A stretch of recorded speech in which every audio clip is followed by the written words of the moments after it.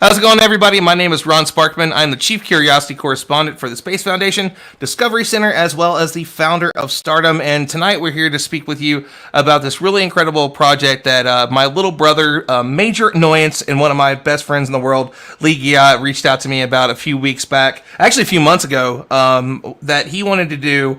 And he has really been trying to find a way to do something really incredible for years. And the passion in his voice when he told me about this idea that he had, I knew that he'd found it, that thing that he had been looking for. And I would do it a disservice if I were to explain what it is. So we're going to start with Lee and let Lee tell you about Passage and exactly what it is that he's been working on and how he's kind of pulled all of us together in this incredible passion project that he's doing. So Lee, let's go to you first. Yeah, thanks, Ron, and thank you everybody for being here. I could not have done this with, not you guys. I mean, this is a culmination of just everybody bringing in the best of themselves and trying to do something good in our community, in science, in STEM, in space. And PASSAGE stands for Providing Aid in Science for South America's General Education. And over the past year, I've been talking with schools in Latin America, in the Caribbean, and seeing what we can do to help. So I've been flying planes since I was a baby, and I've just always wanted to do something good with it. And there's so much that we can do with aviation, and we can combine this community as well. We can involve a lot of different people that are so passionate about what we do, sci-comm, education, and change lives and make the world a little bit better. So the whole point is to show the impact of what we can do as a community and to raise awareness for schools that don't have the opportunity to teach science and to get kids involved in STEM careers. A lot of these kids don't have that opportunity at all. It's like they know what they're going to be when they grow up, and it's been like that for a very long time. So it's about providing opportunities for thousands and thousands of kids to succeed in science. And along with these amazing science communicators joining us today, we're going to be creating a Passage Masterclass series, which is a very well produced video series, courses for people, students all over the world that you will get access to by donating to our fundraiser. We'll talk a little bit more about that, but I do want to get into some of these amazing people that are joining us today. And Ron, why don't you take it away and we can get started. Absolutely. So we have someone that we have to focus on first because she's doing a really amazing thing right now, and we're super excited about it. And I'm going to do a quick plug because Morgan is going to be on the webinar that I'm doing on Tuesday to talk about galactic farming, ecology, all that stuff in space. And she's literally right now hanging out, waiting for her project to launch to the International Space Station, waiting for it. And it's with Northrop Grumman, right? If I remember correctly. So Morgan, tell us a little bit about what you do, your passion for space and science, how you got into it, and what's going on tonight. Yeah. Hi, everyone. I'm Morgan. And I am currently in Virginia, waiting in a field for Northrop Grumman's Antares rocket to launch into space to go to the International Space Station for a resupply mission.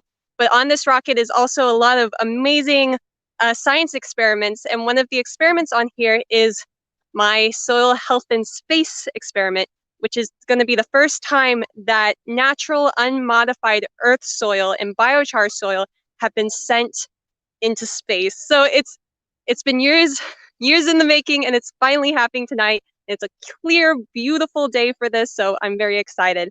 So just a little bit of, so to tell you a little bit about me, I'm currently a PhD student at Cornell University. I'm also the Chief Science Officer and founder of the space and agricultural business startup Deep Space Ecology Incorporated. And the way that I ended up getting into this path where I'm doing science and I'm doing business, and now one of my experiments is going to the International Space Station, is I've always been interested in how the natural environment works. I've always wondered why the soil looks the way that it does. If you dig down deep into the soil and see the color change as you go deeper, why is that the way it is? why do certain plants grow in this area versus this area? So I've always been just curious about how systems here on Earth work, and then asking the questions of, do we have ecological systems out in space? Are there other planets where we have similar environments like we have here on Earth? And so I've always been fascinated by these questions, which led me to, when I was in my undergraduate at Duke University, finally figure out a way to combine my passions for environmental science and space exploration. Because at that time, space agriculture really wasn't being talked about. The Martian had not come out yet, all of that. And so I was trying to figure out how I could combine these two passions together. And I found this paper from the 1960s written by some Soviet Union scientists, and they were working on closed ecological systems for space habitation. And I was like, there we go. That is how I combine my passions for environmental science and space exploration, is through closed ecological systems. And so I started this research in the winter of 2014, did a Mars agricultural experiment using Mars regolith simulant, testing different treatments and different modifications to the regolith to see if we could really revitalize it for agricultural use. And I came to realize that this is not only viable for space exploration when we're thinking about the moon or Mars, but also viable for extreme environments here on Earth, or agricultural systems here on Earth, where the soil's being degraded due to unsustainable practices. And so how do we revitalize our soils here on Earth to allow us to have sustainable agricultural practices? So a lot of my research is bringing together the agricultural industry, soil science, and the space industry to really start having these in-depth conversations. So that's been my journey, and it led to me going to Cornell University for my PhD, which led to me developing this soil science experiment for the International Space Station. And if people are interested, they can follow the hashtag soil health in space. That's where I'm posting all of the pictures, videos, updates, all of that, as well as on all of my social media. So yeah, that's been my scientific journey. I mean, Morgan, for me, it's been amazing. I was talking to our friends here in the private chat that I actually, a video popped up the other day from the Mars Society convention from you on stage, and I'm videoing from like the middle of the audience, and we had just met, and you're talking about everything going through this presentation. I've been impressed by you and inspired by you since then. And then Lee, I'm sure that it's one of the reasons that you reached out to her, just for reasons like that. So, Lee, anything you two want to go back and forth about for a little bit? Yeah, so when is the launch scheduled for, Morgan? What are we seeing out there? Yes, so the launch is scheduled for 9:38 p.m. Eastern District time. So very, very soon. And you can't really see it because it's dark out here, but right over here is where the launch is going to happen. And we can see Mars very clearly. We can see Jupiter and Saturn in the sky. And within 8 minutes of launch, we're going to see the International Space Station arch over where the rocket's supposed to take off. So it's just a beautiful, amazing, space-filled night. And we're very excited. That is so cool. And tell everybody where this is launching from, and where they can get updated on this launch and your mission. Yeah, so this is being launched out of Wallops Flight Facility, which is in on the eastern shore of Virginia, which is my home state. So it's actually kind of cool to come back here to my home state to see this launched off. Yeah, I've been here for about a week now, doing all the pre-launch steps. It's been a crazy week, but we got everything ready to go. And you can watch the launch live via NASA TV. Northrop Grumman is also doing a live stream on all of their media platforms, since this is their rocket that's going up. If you're interested in seeing some of the pictures and videos from all of the scientific preparations from this experiment, as well as what's to come with it being on the International Space Station, and then all of the analysis that happens afterwards, and really get behind the scenes look of what that looks like in a lab setting. You can follow me on my social media pages. You can see my Instagram handle right there at astroecologist. I'm also going to be creating a website very soon and releasing it very soon. So I will also update you all on that, where I'm going to have all the information about soil health and space on there. And yeah, you can also look at the social media pages for our implementation partner, Rhodium Scientific LLC, because they're here with me right now.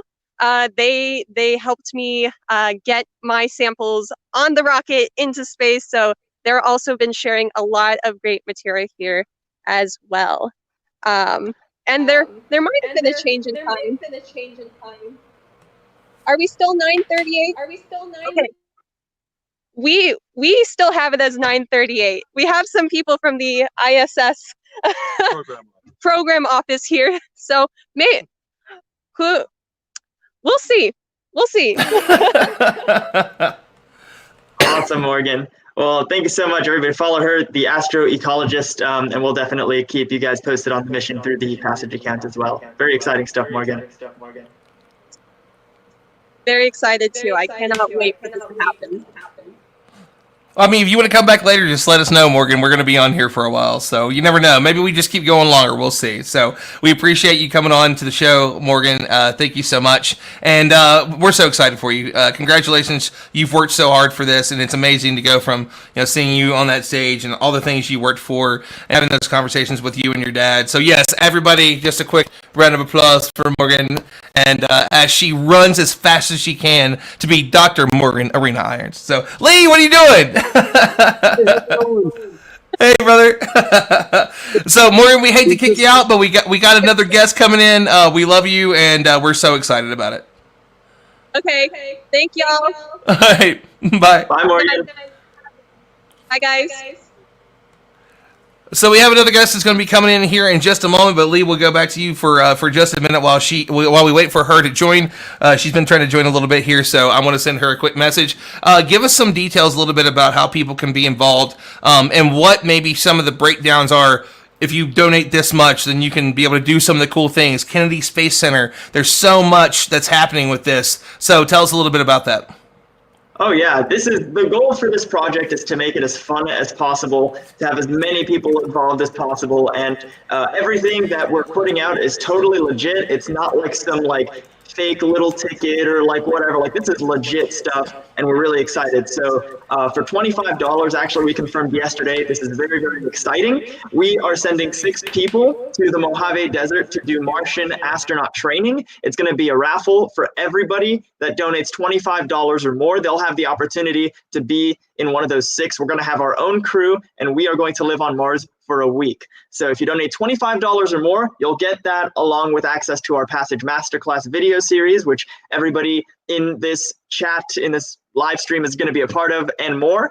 And if you donate $100, you'll get to join our launch party, which is going to be in December 2021. That's when the Spirit of Science aircraft takes off. That's our flying laboratory carrying all the supplies for Latin America, along with experiments sent in from kids all over the world. And it's going to be a lot of fun, food trucks and all that sort of stuff. So that's with donations of $100 or more. Even less than that, for $75, you'll get a t-shirt and a official NASA mission patch designed by Tim Gagnon. He's NASA's official patch artist, and he did an amazing job making the patch for us. So, and our official patch artist, by the way, for this show that we were on, Lee, if I remember correctly. Maybe it was somebody, I can't remember what her name was. It was a TV show. Maybe it was Emily Calandrelli. Maybe that was the show. Is there anything that you know about that person that just joined us? A little bit. Hi. Hello. Hey, Emily. How's it going? Everybody, it's Emily Calandrelli, the space gal from Emily's Wonder Lab and 30 million different things, and TikTok, and exploration outer space. And I don't know, Emily, you can send us a PDF with all that stuff. Yeah, there's definitely a website for that. Oh, yeah. You got it. Remember this patch, Ron? How's Is this it the one you're going? talking about? Oh, I love that patch. I know. Where's Tim? Can we get? I wish we could fit Tim on here because I love that man. Yeah, he's awesome. Yeah, we featured him this year in an episode. We did another featuring artists that focus on space related artistry. And so we focus on Tim for one of the segments. And so we go through all of his work that he's done for the NASA mission patches. We show the patch that he made for the student astronaut contest. He made my daughter a patch for when she was born, and it had like all of these different symbols that were kind of personally meaningful to us. And then we worked with him to make an entirely new patch for the Exploration Outer Space show over the course of the first 6 seasons. And so we'll have to reveal it later. I just got it today, actually, and I'm really pumped. That's so cool. Yeah. Yeah. So Emily, tell us about your recent endeavors in sci-comm. I know you just released Emily's Wonder Lab Season 1, just came out. It is amazing. We're all obsessed with the theme song, especially. But definitely, so we're gonna do a trap remix, Emily. Oh yeah. Just so you know, trap remix coming. It's on the way. Oh yeah.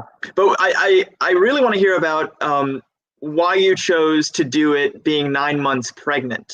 So you have this Netflix show that you were pitching, and you did it 9 months pregnant, an entire season of a science show. I can barely do it, and I'm a healthy 22-year-old man. So tell us about why that's important to you and why that's important for everybody that wants to get involved in science. Yeah. Thanks, Lee. That's a really great question. So I'm not sure most people choose to do a show 9 months pregnant. That's just sort of like how it happened. I'd actually been pitching a show like this for 4 or 5 years.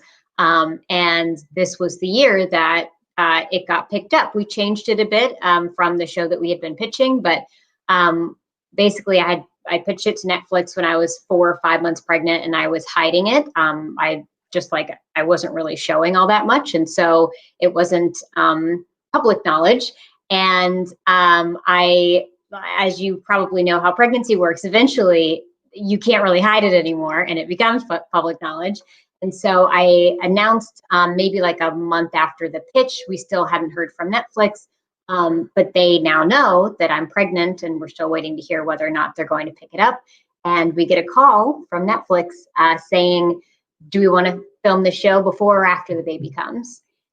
Which was clearly like the best call of my life. But also I was like, I don't really know how hard it is to have a baby. I hear it's kind of hard. I think Raquel can probably speak to that. But so I was like, let's do this before. I feel fine. I was lucky enough to have like a non-complicated pregnancy, and so I felt pretty good. And yeah, it was a wild ride. And what does that mean for young girls that see you for the first time in sci-comm history, somebody that looks like that, on Netflix, which is a huge deal these days? Yeah, for me, I never really saw a lot of pregnant women doing much of anything in media growing up, other than trying to hide their pregnancy, right? And so we grow up with these ideas of like, well, what's it going to be like when I'm pregnant? Am I going to be bedridden the entire time? I had no idea. I had no clue, because you just don't really hear about stories of women doing things when they're pregnant, other than just like being pregnant, which is wonderful in itself. But I wanted to do things. And so for me, being pregnant on a platform like Netflix, talking about science, I think that sends a pretty powerful message as to who is welcome in these fields, because STEM in particular is not very welcoming to people who want families, particularly women who want families. There's kind of this assumption that you're not going to have much of a personal life if you are working full-time in STEM. There have been recent studies that show something around 40% of women after their first child, they either quit their STEM job entirely, they move to part-time work, or they transition to a non-STEM career. And that number is around 20% for men. And so that's a scary number to hear if you want a career in the sciences. And so I think not that a show on Netflix geared toward 5 to 10-year-olds is going to solve this problem, but I think the more people who want to go into these fields and they want to expect that their employers and the people that they're working for will make the environment welcoming to people with families, I think that will at least hopefully move the needle in the right direction. Yeah, definitely. It's a conversation that needs to be had. And, little did you know, but it's a small step to getting us to where we want to be. And what about your TikTok account? We've seen a lot of stuff on your TikTok account, and that's been blowing up during quarantine and all this stuff. So talk to me about what inspired you to start a TikTok account and all of the things that you're doing, like recently. Oh, there we go. Flat Earth isn't real. The moon landing wasn't faked. Things like that. We've seen you do on TikTok. So what's the important, I guess, lesson that we can learn by like exploring and communicating credible science, like on social media? Yeah, I think I would say like the thing that inspired me to do something on TikTok is boredom and anxiety. Because when the pandemic hit, all of my jobs got canceled. Like my show was put on pause. We couldn't travel to film anything. All of my speaking gigs got canceled. Everything that I was working on, everything that I was doing to bring in revenue was just like, we're just going to hold off on this for the foreseeable future.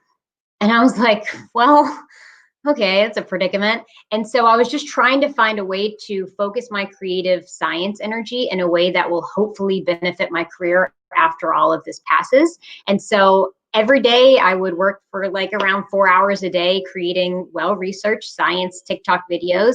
And just like anything in sci-comm, I mean, Lee, you know this better than anyone. You really just need to be consistent. You need to have trial and error. You need to just continually put stuff out there. And so that's what I tried to do on TikTok, and it's done well so far. And yeah, I think that it's just for any type of sci-comm, I want to like meet people where they are, and TikTok is kind of this new platform where a lot of people are finding it fun to consume information, and I thought that science communication would work well there too. And I believe that Bailey Burns has a very serious question for you, Emily. So, I mean, take some time before you answer this question. Bailey, go ahead. Emily, why are you so awesome? Oh, wow. Man, I wasn't ready for these hardballs. Thank you. That's really sweet. I see like everyone, there's so many women here that are just killing it on TikTok. You guys are doing so well. I love that. Like, I feel like there's this community of people, Joan, Jupiter, Bailey, like all of these people that are doing like incredible TikToks. And I feel like we're all just like watching each other's TikToks and getting ideas for our own. And it's really fun. I do have a more serious question for you, Emily. You do just about everything. So what's next for you? I mean, so the story that I keep telling about why I'm thankful to have this platform with Netflix is over the last 5 years, I've been pitching a lot of different science shows geared toward adults to other networks. And I've received feedback that is like, the majority of our audience is male, and we don't know that they would relate well to a solo female host. One particular network asked if I had a boyfriend or something that would be my co-host. And honestly, that sounded really fun. And I asked Tommy, but he wouldn't do it. So that one didn't work out. But when you receive that feedback enough, it becomes really disheartening. And I will say that I have some self-awareness knowing that I don't think it's any coincidence that the first show that I get to be sold on a major network is geared toward children, right? And so my goal eventually is to create more science TV shows geared toward adults that have a similar level of representation that the Netflix show Emily's Wonder Lab has. But yeah, there's a lot of TV shows in the Rolodex that I have been pitching and I believe in. And so hopefully one day those will be put on the platform too. I mean, Emily, I guess mine would be is that would you be like my mentor so I can get my TV show? I would love to, Ron. Anybody else that wants to pick Emily's brain real quick, or any other things that you would like to talk about? Well, I mean, let's talk about this a little bit. Obviously, with Passage, and you were always, and I've said this tons before, Emily. You were always so supportive of any and all of us in these things. Everybody knows how valuable your time is, and I'm sure you're probably tired of seeing me by now. I'm like, hey, Emily, can you do the thing again? You're like, sure. I'm like, that's so awesome. But I mean, the friendship that Lee and I have is because of your show and because of what happened with the student astronaut contest. And he's very much a brother of mine, so I know that's a thing. And Cyan, we'll actually go to you first. I think you had a hand up, so let's go to Cyan. And Dr. Proctor, you are muted. Hi, Emily. My question to you is, how did you get your first, well, first of all, how did you get your first show? And then are you represented? Do you have an agent? And how did you get your agent? And I guess I have three questions. Because women, a lot of times when it comes to getting paid and getting paid what they're worth, it's a struggle sometimes. And so how do you get that confidence to ask for to be paid for what you do at the correct salary? How do you know what you're worth? How did you get your start? And do you have an agent? These are the practical questions that I love. Yes. So first got my start. I was graduating from MIT, and it was just like a very serendipitous thing. I got a call from a production company that was looking for a female in aerospace to host a show about space. And that was 7 years ago. They asked me to be the host. I said yes. And it's been kind of a wild ride from there. Yes, after my first 2 years of my show, a manager reached out and asked if he could represent me. Kyle Thomas, he's been with me for 7 years now, and him and Octagon, which is the agency that he works at, have been incredibly helpful in terms of knowing people, producers and directors and all of these things in the world of Hollywood that I would have no connections in whatsoever. And so that's key for pitching TV shows and things like that. And getting paid. Yeah, this is such a good question. So in the beginning, I reached out to other people I knew that were in this field, and I just asked them what they thought I should be getting paid. And I had a number in mind, and so that's what I put in my contract. And then with other things, what I'll do is my manager, actually, he advocates for my salary. And I'm not really in that conversation, which is actually really nice for people who find that stuff pretty intimidating. I'm not negotiating my own salary, my manager is. And so he has a good idea of what's standard in the industry, and he'll advocate on my behalf. But we'll also, in cases where there's uncertainty and we're not really sure who's getting what, we'll say, this is what we're asking for, but what we want to make sure of is that she's not getting paid less than the other three people at her exact same level that have her same job. And so we'll have that conversation with who's ever employing us. But for me, I ask people what they've gotten paid in the past. And I know this, sci-commers are generally very open with being tell me what you're looking for, what's your experience. I'll let you know when I was at that level, what I got paid, which has been really, really nice.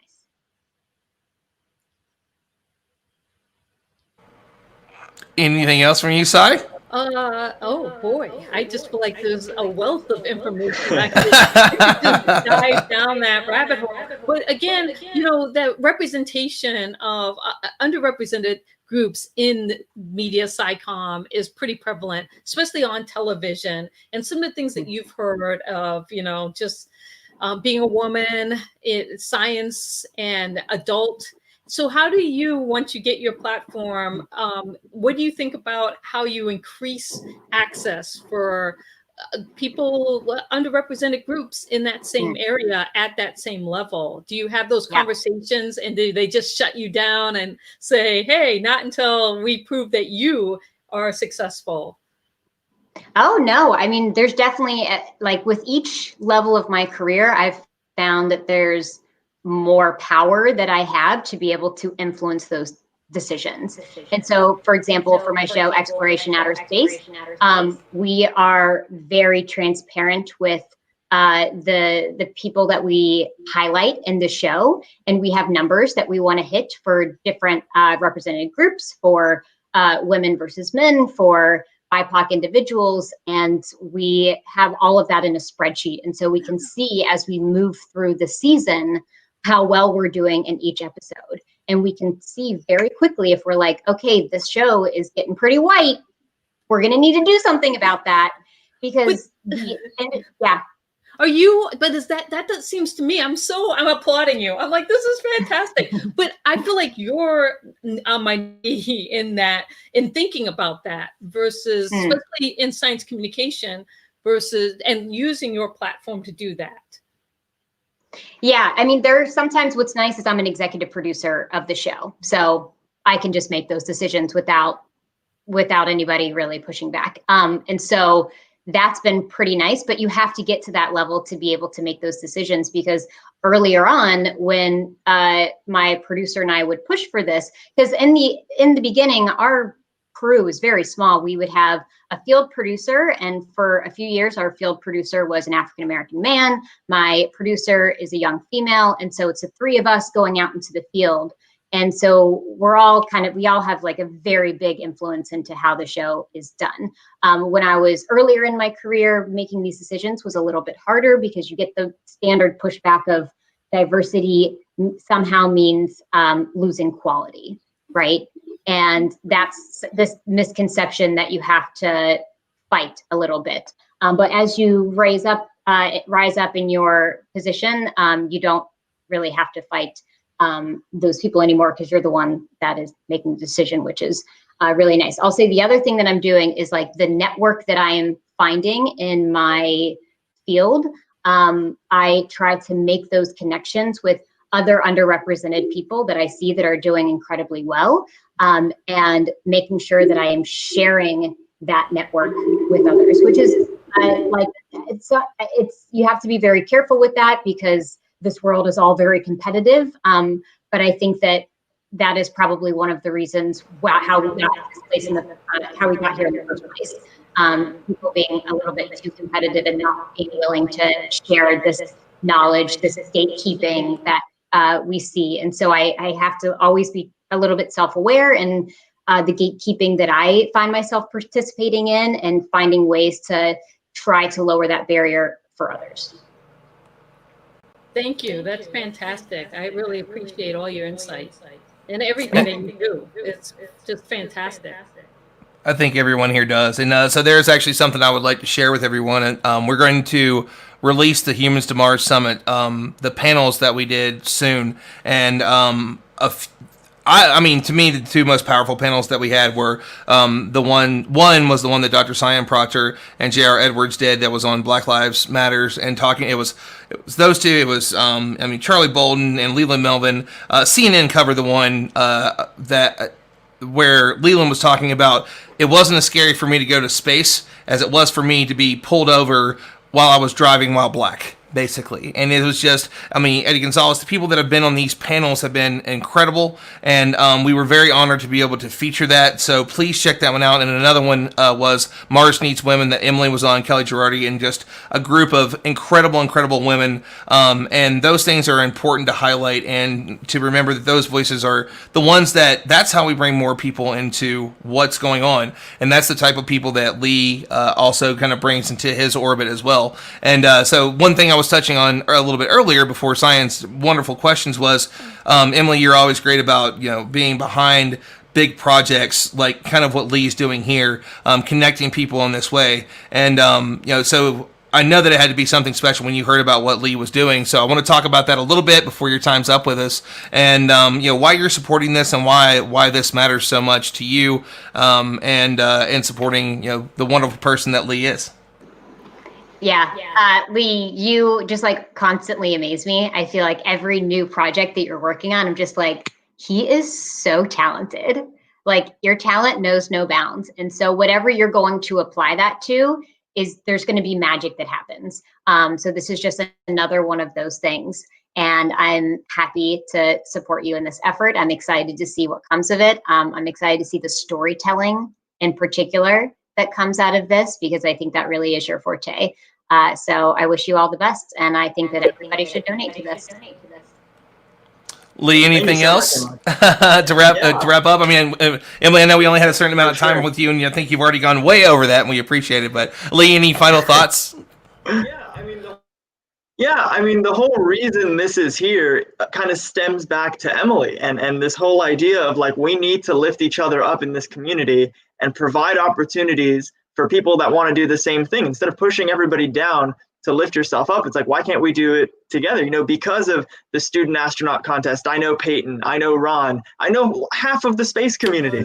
And, you know, because you know, of your show, and because I was able to go to Russia with you and do this cosmonaut training because of this freaking patch, we're here and we're doing something even greater, something that we hope will actually make like a change in this world. And you know, if this succeeds, then we're going to do it all over the world. And we've already had discussions with certain people to do that. So we are. What I love about this community is that we're constantly growing, we're constantly helping each other. And Emily, we need more people like you. So thank you for everything that you do in this community. Thank you for constantly standing up for science, wherever that may be, standing up for minorities and women, and always showing the strong side of science and the fact that this is the most important thing that we need right now. And I've been to the Flat Earth Convention, so I can tell you that is a fact. Wait, is that video ready yet, Lee? Did you ever release that? It's not. I lost 50 pounds while I filmed it, so I have to regain it for continuity. Otherwise, it's going to be like kind of weird. Bro, I know exactly how to help you with that. I am the master of being the fat guy. Yeah, it's going to get done pretty soon. We just have to wait until we can actually start shooting again, obviously with crews and stuff like that. But it will happen. It's going to come out very soon. I'm really excited for that documentary, and I can't believe I think about it sometimes. Like, I talked to the creator of the Flat Earth movement. Like, what? It was such an intense and amazing conversation. But I can't wait for you guys to see it. It's just been sitting on my hard drive. I'm so anxious to finish that movie as well. So yeah, that's that. Emily, any other final thoughts you want to share with us before you exit this evening? And I mean, obviously, I think that everybody here will say this, that there's nobody on here that you haven't inspired. There's nobody in the space industry that you haven't inspired. I say it a lot, and often get emotional about it. There's a lot of people that are like, I want to be the next this, I want to be the next that. You are the first you, like many of the people that are on here, and we do truly appreciate that. Ron, that you.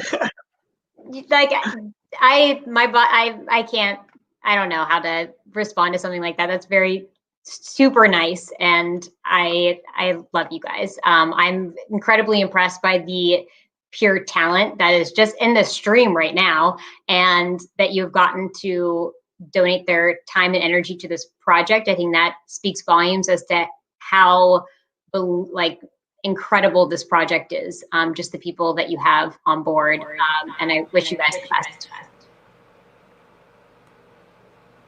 Thank you so much, Lee. You wanna bow out the Space Gal?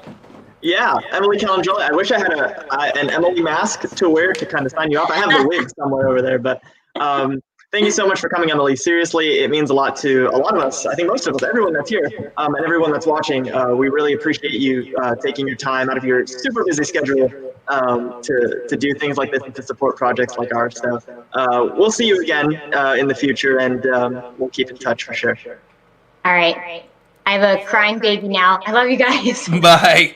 Speaking of crying babies, we have we're gonna go to Raquel Nuno next, who is an incredible science communicator, does a lot of amazing things, and she is also a part of this project. So we want to talk to her a little bit about what she does. So she got some little ones running around, and we definitely have to talk about the plant, because the plant is legendary now. But Raquel, please share a little bit about what you do, how you got into science communication, and why it's so important to you. Yeah. Hi, everyone. So I've always really loved science, but I didn't really know what being a scientist My dad was an artist. He painted, and he just viewed the world in this incredible light. He was just curious about everything. You know, he would tell me to look at an ant and contemplate. He's like, Raquel, look how much bigger you are than this ant. And then the next night we'd be walking outside, he'd point to a star and be like, look, Raquel, that star is so far away and it took billions of years for its light to reach your eye. And to me, it made me absolutely amazed about the universe, and I wanted to learn more about the universe, and then also my place in it. You know, what did it mean? What did it all mean? But I didn't, like I said, my dad was a painter, so was my mom. I didn't know what being a scientist was. Once I moved to the United States, so I'm originally from Portugal. I'm Portuguese. I knew I loved science. All the science classes were super exciting. The math classes were really exciting. But again, I had no idea. I had no exposure to what it meant to do science, to be a scientist. So to me, that's why it's really important. Science communication is like, I know what it's like to not know what being a scientist is. And I don't want that to stop somebody from pursuing science.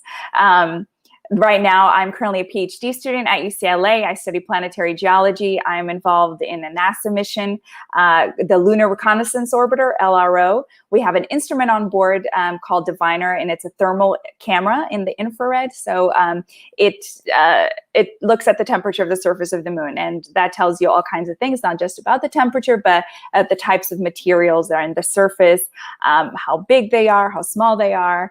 And hopefully I will finish my PhD this year, and I will continue working for NASA. That's the plan. And so another really cool thing you did just recently was, I think you were on this little podcast that maybe some people have heard about. You were talking about something like, maybe, I don't know, like Planet 9 or something. What was that? You want to tell us about it? Yeah, so I was asked to talk to Neil deGrasse Tyson on the Star Talk podcast, talk about the moon, because that's what I study. Oh, who was that? NDT? What?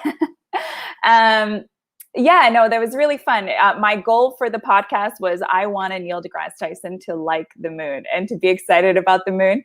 And I think I got him to love the moon a little bit more after talking to him for an hour. Lee, any questions there, broski? Yeah. So did he hate the moon before? I think he doesn't like rocks. He thinks rocks are boring. But that's the whole point about, planetary geology is studying the rocks. This is a thing that I didn't know. So I thought when you studied space, you're an astronomer or you're an astrophysicist. I didn't know planetary science was a thing. And I actually had an internship at NASA JPL. At the time, I was an electrical engineering major. And then I went to JPL and I started doing planetary science research. So I was looking at magnetometer data from the Ulysses mission. So it was like an old mission. And I was just looking at magnetometer data. And I was like, wait a minute, this is a field? Okay, so it's the geologists that are designing missions to the planets. It's not the astrophysicists. So, because that's what we're trying to find out. We're trying to learn about, the rocks, like how do the planets form? How do the moons form? So it opened up. So this internship opened up this whole new world that I didn't know existed. And I wanted to be part of that. I wanted to ask the science questions and figure out which instruments we needed to put on spacecraft to answer those science questions. So that's what really, really excited me. That's awesome. And I think it's also with a lot of moons, it's not, he may have this thing against just rocks, but in the end, these could, like we're seeing now with Artemis and the South Pole base, we're using it as a gas station for missions to Mars. Absolutely. And that's just through space geology. And I see Joan smiling right now. And could we use moons as these kind of checkpoints in space and make some sort of highway through the solar system? Could we live on these things? Could we live underground? And what you're doing is answering a lot of questions. And if he has something against moons, I mean, then he can just look somewhere else. I mean, the moon gets almost everybody interested in space. That's where it starts. You know, you get the cheap little $20 moon telescope, and all of a sudden you're an astronomer in 10 years. So, yeah, I mean, it's so cool what you're doing, and definitely keep us posted on your research and anything else that you do. If you're on any other cool podcast with random people nobody knows, or anything else like that. It's still kind of mind-blowing that people ask me to talk about the moon, because I just think of myself as like this nerdy woman who's like just really into space and the moon, and then people want me to talk about it. I'm like, yeah, I will talk about the moon all day. Oh yeah. Awesome. All right. So, Raquel, let's talk a little bit about your interest in being a part of this project that Lee has created. He reached out to you, and there's I'm sure more than a few people here that that speak other languages, and reaching out to these communities. In fact, a mutual friend of I hope that he's met her now. Anna Cristina Oliveira, her show goes out not only to the audience that she has and throughout Mexico and South America, but it also goes out to Portugal. So that's another one of the places that it gets out to. So I know this is something that I'm sure that you are pretty passionate about. So you want to tell us a little bit about your involvement in this and what it means to you? Yeah, like I said before, I had that experience of not knowing what being a scientist was, and not really being exposed to science, and I think that you can. I was lucky that I'm stubborn, and I liked science. So I was like, I'm gonna do it. I'm gonna keep going. But I think it's so important for kids to be exposed early on, because then, if you can see it, if you can understand it at an early age, you can see yourself being a scientist, and then it's not a scary path like it was for me. It was very unknown. I mean, I didn't graduate college until I was 28. I've had a very windy path, because my parents didn't speak English. They couldn't help me with college applications. They couldn't help me with things that a lot of other students were able to have, because it was me. I'm an only child, and my parents didn't speak English. I had to navigate this world by myself. And I remember the first time I heard it, I'm like, do you have an accent? What did you just say? And you're like, yes. Nobody ever hears that. How did you catch that? I'm like, there was an inflection on the word. I'm like, what languages do you speak? Yeah. So when I moved to the United States when I was 11, and kids were really mean to me. We moved to an area where nobody else spoke Portuguese. And I got made fun of all the time for not speaking English and then saying things funny. And I would go home, and I think I cried for months. I went home and I would pray every day that I was going to learn English so well that nobody would ever know that I'm not from this country. I think I did it. You did. But now I'm kind of sad. Like, I wish I had an accent. I wish that people knew that I was from Portugal, because I'm proud of being from Portugal. I love my country, and it's America's my country now. I'm a veteran. I served in the Air Force, so America is also my country. But yeah. So that's a big thing. I want kids to know how to do the things. If they want to be I don't want everybody to be scientists, because we need artists. We need all kinds of other people to get us to space and to just make humanity better. But if I want a child, if they want to be a scientist, I want them to have the tools to do that, to achieve that. That's why I'm so excited about this project, because that's so important to get them early. Yeah, Lisa. Yeah, thanks for being a part of it, by the way, Raquel. And what an awesome story. Do you have like an accent now, like when you speak Portuguese? Like an American accent? Because I have that now with Hebrew. Whenever I speak to them, they like laugh. They like, I can't even say a word, and they just burst into laughter. I do. It takes me, so whenever I go back home, it takes me a while. I forget words in Portuguese, but after about a week, I'm back into it. But one thing, I cannot speak about science in Portuguese, and it makes me so sad. I've tried, because my whole scientist training has been in English. I don't know the words in Portuguese.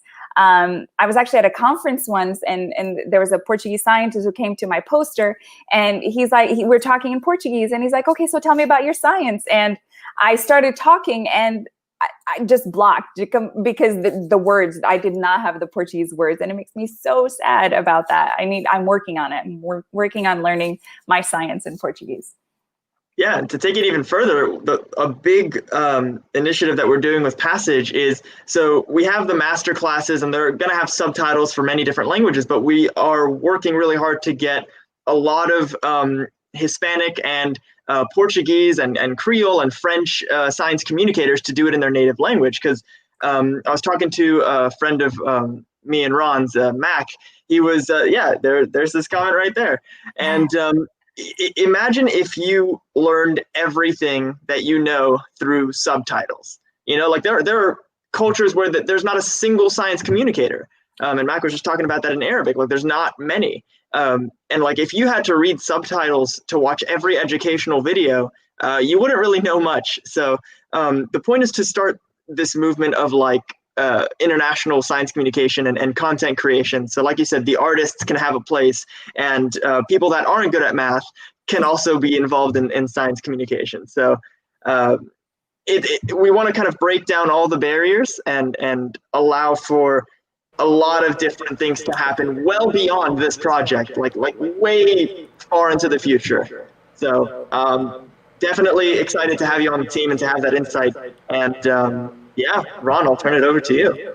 I mean, hey, Lee, I'm over here from West Virginia. Is there any way y'all can do anything in a real country accent for me? Because, I was talking to my friend the other day. I'm like, hey, y'all eat yet? I'm like, no, did you? And they're like, no, let's do it. I'm like, all right. And so if we could do some more science communication in West Virginia Hillbilly, I would really appreciate it.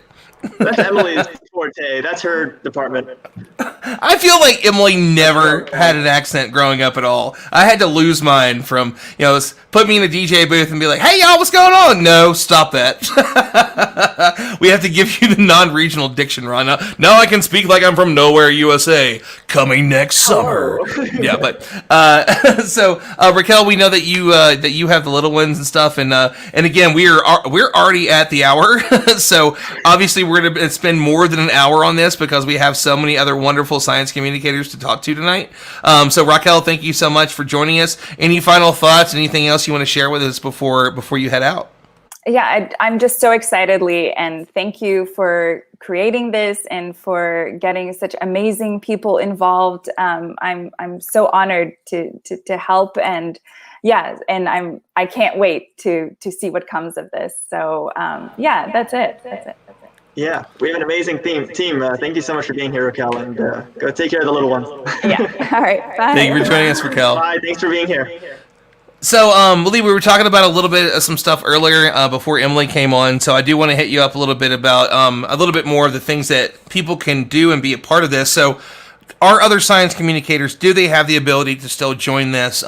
You're looking at different goals. What can people do to be a part of it? Are there more ways that people can get in touch with you? Do you want to grow this beyond? Is there something past, we got $50,000, we have a plane, we're going here? I know that there's a long answer to this. That's why I'm asking you, because like I said in the private chat, I got to go do something real quick. But I want to give it to you for a minute and kind of share with us before we go to our obviously the rest of our panel, which is amazing. So Lee, we'll go to you. Yeah, and I'll answer this quickly. There is a quick answer to this. It's not just about $50,000. No, don't go quick. I said I need a minute.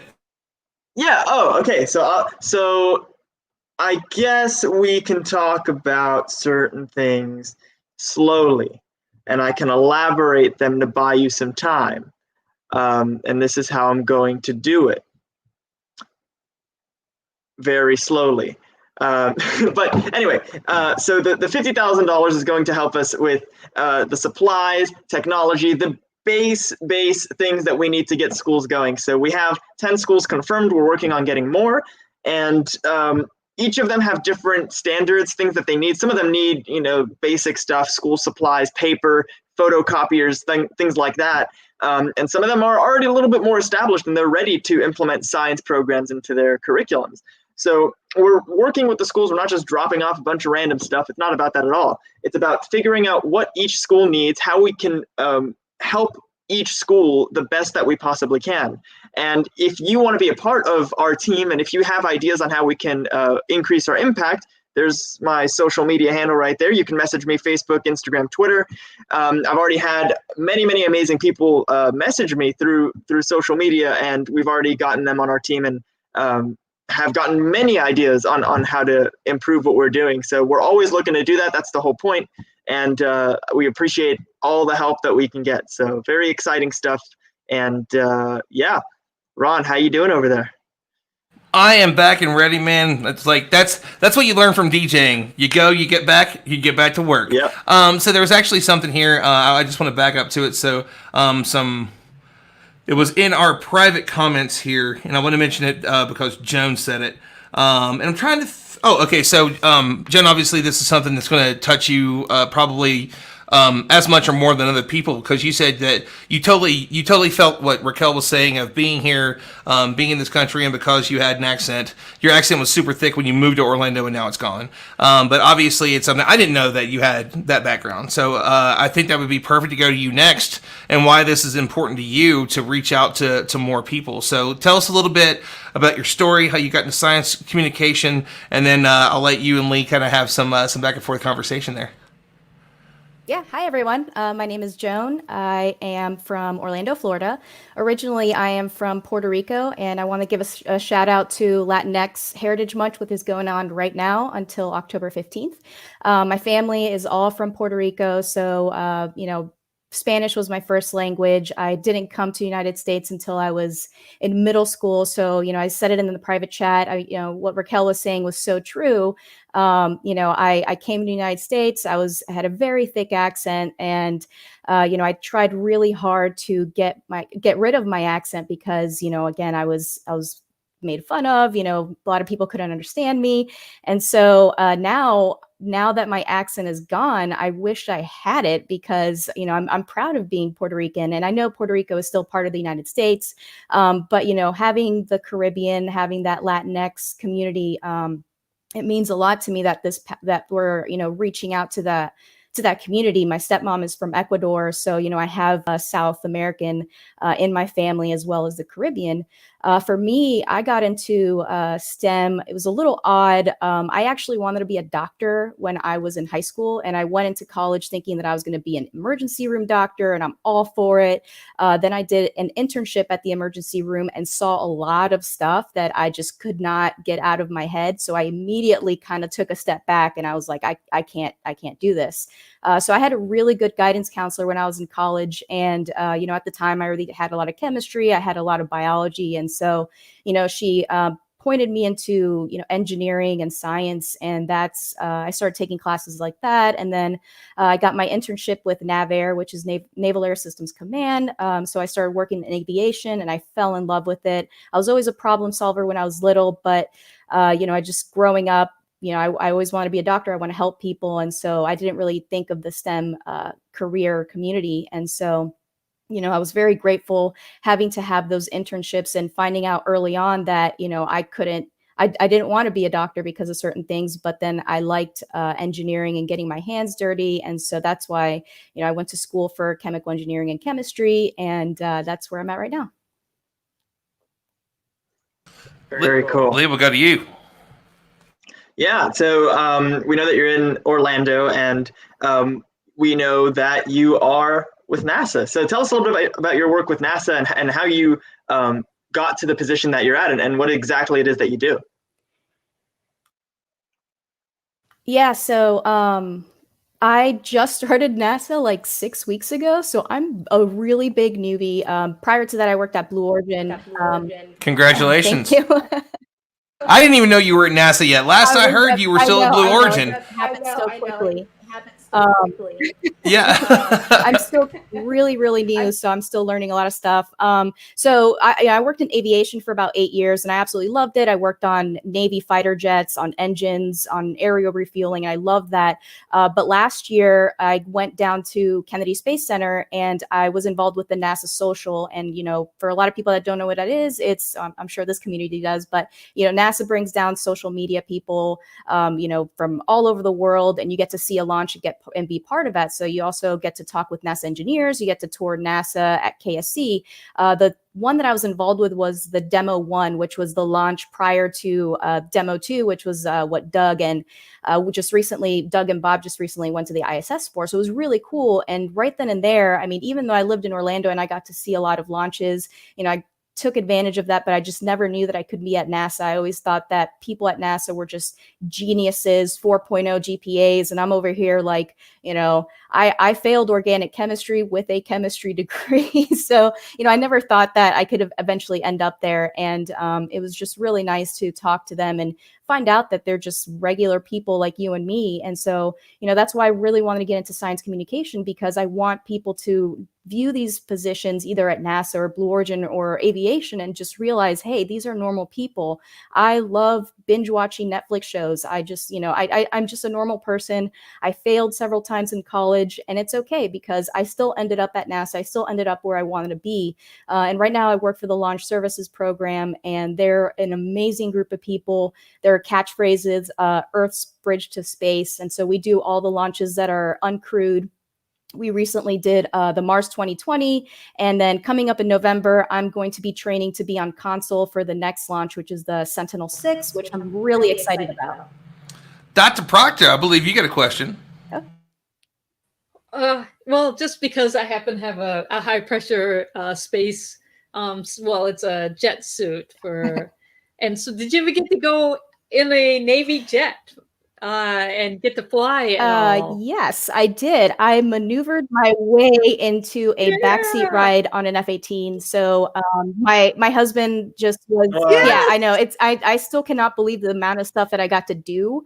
So I was working on, there was engine failures that they were having, and I was working on the investigation. And so I just kind of talked to my management, and I was like, look, in order for me to really understand what's going on, I need to fly on the jet. And so they went with it. And the rest is history. I took the survival training. So it was like training in a dunk tank, where they like flip you around and you have to get outside of this helicopter like thing, and you have to do it blindfold and all this crazy stuff in order to go to get a backseat ride.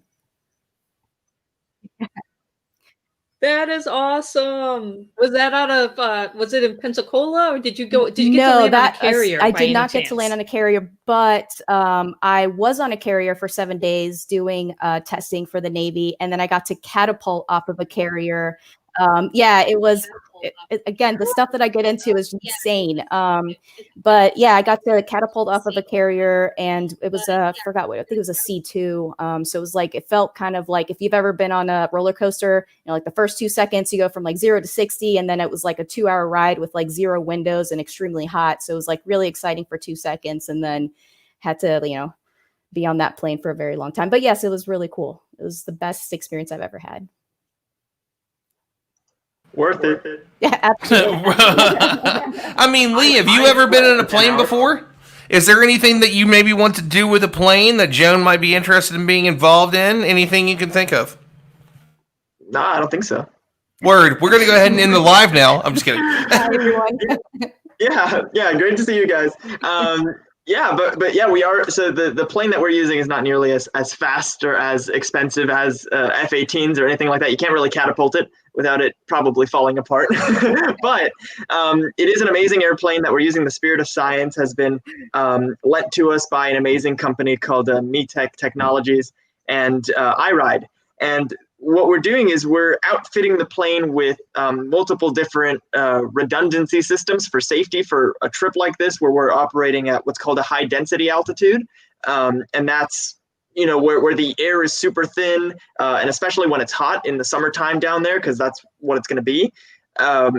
The air is just like not meant for heavy flying. So it's being outfitted. The engine's going to be overhauled completely. We've already installed magnometer instruments and vacuum instruments, so in case one fails, we have backups for everything. And everything is just kind of working out. It's the most economic plane for this type of mission. It has one of the highest useful loads, I think the highest useful load of any single engine, like regular, this class of piston engines. And so it can carry a lot, and it's very, very fast. So we can actually go back and forth, and of course it can land in like less than 1,000 feet. So we can access very remote areas that you can't really do with other planes. And that's what's special about this plane. And what we're going to do is we're also going to add a whole panel for student experiments. So G-force experiments, weather experiments, all those sorts of things. So we're going to start taking in submissions early next year from students around the world to bring their experiment on the spirit of science and have some science done as well. Love it. So don't want to really cut off the awesome conversation there. And we can go back to you in a minute, but Dr. Proctor has to go here in a few. So let's talk to her for a few minutes about the amazing things that she does, how she got involved in this project, and obviously it is a huge thing for you with reaching out to different communities all over the world. And you have been wonderful about that and connecting with people, and you've done it for long before many people even thought of it as a priority. And that's one of the reasons that you're so wonderful. You, Mike, have been two really, really wonderful mentors and friends to me through this spring and summer. And it's been such a pleasure getting to know you both this year. So let's talk a little bit about it, like Space Inspires and how space inspires, here on Earth and some of the amazing things you do. Ron, did you just say I'm old? I think that was a nice way of saying I'm old. You've been doing this longer than anybody here. No. Not at all. Let's actually talk about the fact that there's no way you're ever going to guess how her actual age. Not how old she is, but her actual age, because I would have never known. But no, the point is that this is something for you that you have been working on this for some time. Like, you came this close to being an astronaut. You did so many amazing things, and you continue to fight for this. You're always doing cool new things. You're still on the cusp of anything that comes out. You were a part of, Kevin Hart's. You were a finalist for Kevin Hart's Mars shot earlier this year. You do so much. Thanks. And, it being a science communicator has always been really close to my heart because, one, if you're a teacher, you're a science communicator.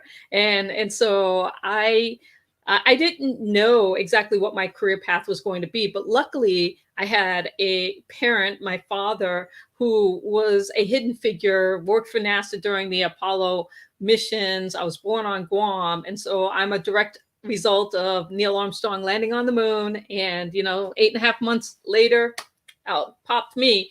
And so my dad had always encouraged me to be a scientist and to just go out and to explore, because that's what science is about exploring and learning new things for yourself. And so as an early age, I became a lifelong learner and someone who wanted to push the envelope. Being a woman of color, being Black in America, being a Black female in America, as we know, there's a lot of challenges all around. And so going... And still remaining kind-hearted. Bless your heart for that. Yeah, in my entire science career, or actually my entire academic career, I didn't have a single Black female scientist. And so in, college, high school, none of that. And so not having a role model and going through and trying, and people labeling you as not being good enough, or you're not going to succeed, or having these expectations about who you are and what you can do before you have even stepped through the door is pretty interesting. And so when I think about, luckily, I have a lot of grit and perseverance, and I've been able to do a lot of interesting things, including traveling around the world. And so I've been to Peru, I've been to Bolivia, I've been to Chile, I've been to Uruguay, I've been to Paraguay, I've been to Argentina. And I understand the need for reaching a lot of these communities and what a game changer this can be for these kids. And so when Lee approached me, I was absolutely like, yes, this is something that I want to be a part of, because of that, knowing that what my family went through and my father to get where he was at, and the legacy that he built in me, and the struggles that I've had, and then how do you pay that forward? And this is absolutely an amazing opportunity for us to share knowledge and wisdom and access and all of those things, so that we can collectively just be a better species, humanity. Open access to knowledge is one of the greatest things that we can do, not only for ourselves, but for the world. And so I think that the more scientists we have, the more explorers we have, the more curiosity we can generate, the more ways we can integrate science and arts and technology and all of it. I think it all matters. And I just want to touch on that a little bit before we started the live stream tonight. We were, I think that the GoFundMe was somewhere around $7,800, and it just passed the $8,500 mark. Thank you to everyone that is watching and being a part of this tonight, the incredible science communicators we have on here. Lee, obviously, for putting this all together and putting something out into the world that is so much more than him. He's not trying to push something for himself. He is truly someone that is doing such incredible work. And Dr. Proctor just mentioned something about that. So just want to say thank you to everybody that's still donating. If you haven't yet, at the very bottom of the screen, you can see the scroll. Please go check that out. Please go give. If you can, $1, $3, $5. 1,000 people give $5, and there's $5,000 closer to the goal. I'm pretty sure that by the end of this weekend, we're going to hit $10,000. But Lee, I definitely want to go to you on that one because I know there's been a couple of big donations. And then I'll let you and Dr. Proctor have a few minutes before she bows out. Yeah, I know Aaron had a question for Dr. Proctor, and we'll get to that in a second. I just want to say thank you to everyone who's donated so far, and I definitely want to encourage anyone watching to donate $5, $10, whatever you can. We're all doing this just out of the time that we have. We're not getting paid for this. I'm not getting a single dime out of this. Like, none of us are really getting benefits from this. We're just doing this to try and share our message. I'm gonna have to stop you there, Lee. I'm going to have to stop you there and say we're absolutely getting a benefit out of this because of you. Because this is a game changer. This changes the world. And I want you to take a moment and reflect on what it is that you are doing. This is the person that you have always been. And that's why this is so powerful. And that's one of the reasons that I love you like a brother. Sorry, go ahead. Wow. Okay.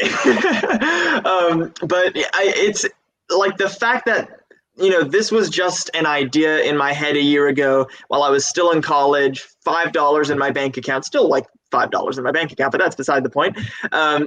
The fact that it's turned into like me putting stuff in a PowerPoint and making documents and sending emails, and now we have an entire team that's passionate about this, and eventually this is going to grow into something that we can't even control. So I just want to say thank you to our entire team, to everyone that believes in this project, that's donated, and we're going to make it happen. I'm here to check everything and make sure that we follow through on our promises and to make sure that it happens.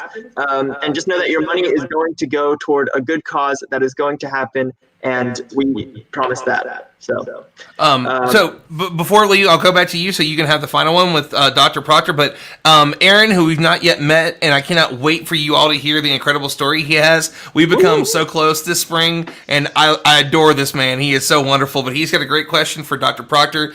So Aaron, hit us, man. By the way, I like the new background. Oh yeah, thanks, man. My wife put this up probably a few weeks ago, so you can thank my wife. But so Dr. If you ever want to see couple goals, look at pictures of Aaron and his wife together. They are just the loveliest, most amazing people ever.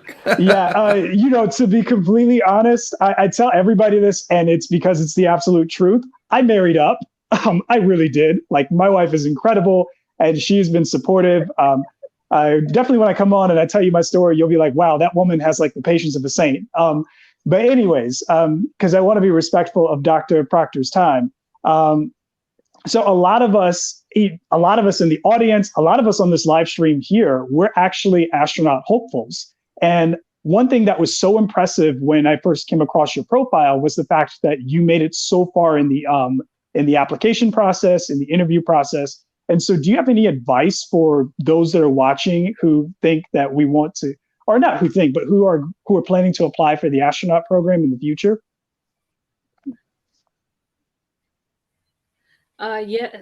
Yes, I absolutely do. The thing about it is authenticity, and just be the person that you really are meant to be. Know your strengths and use them to be a better person, be an explorer. And so what's interesting about me becoming a finalist is that when I was a kid, I thought, yeah, I'll be an astronaut. You know, I'll be an F-16 pilot and then the shuttle commander, and then I got glasses and all these things. And then I knew I wasn't going to be in the Air Force and stuff. And so at 16, I was like, I'm never going to be an astronaut. I gave up that dream.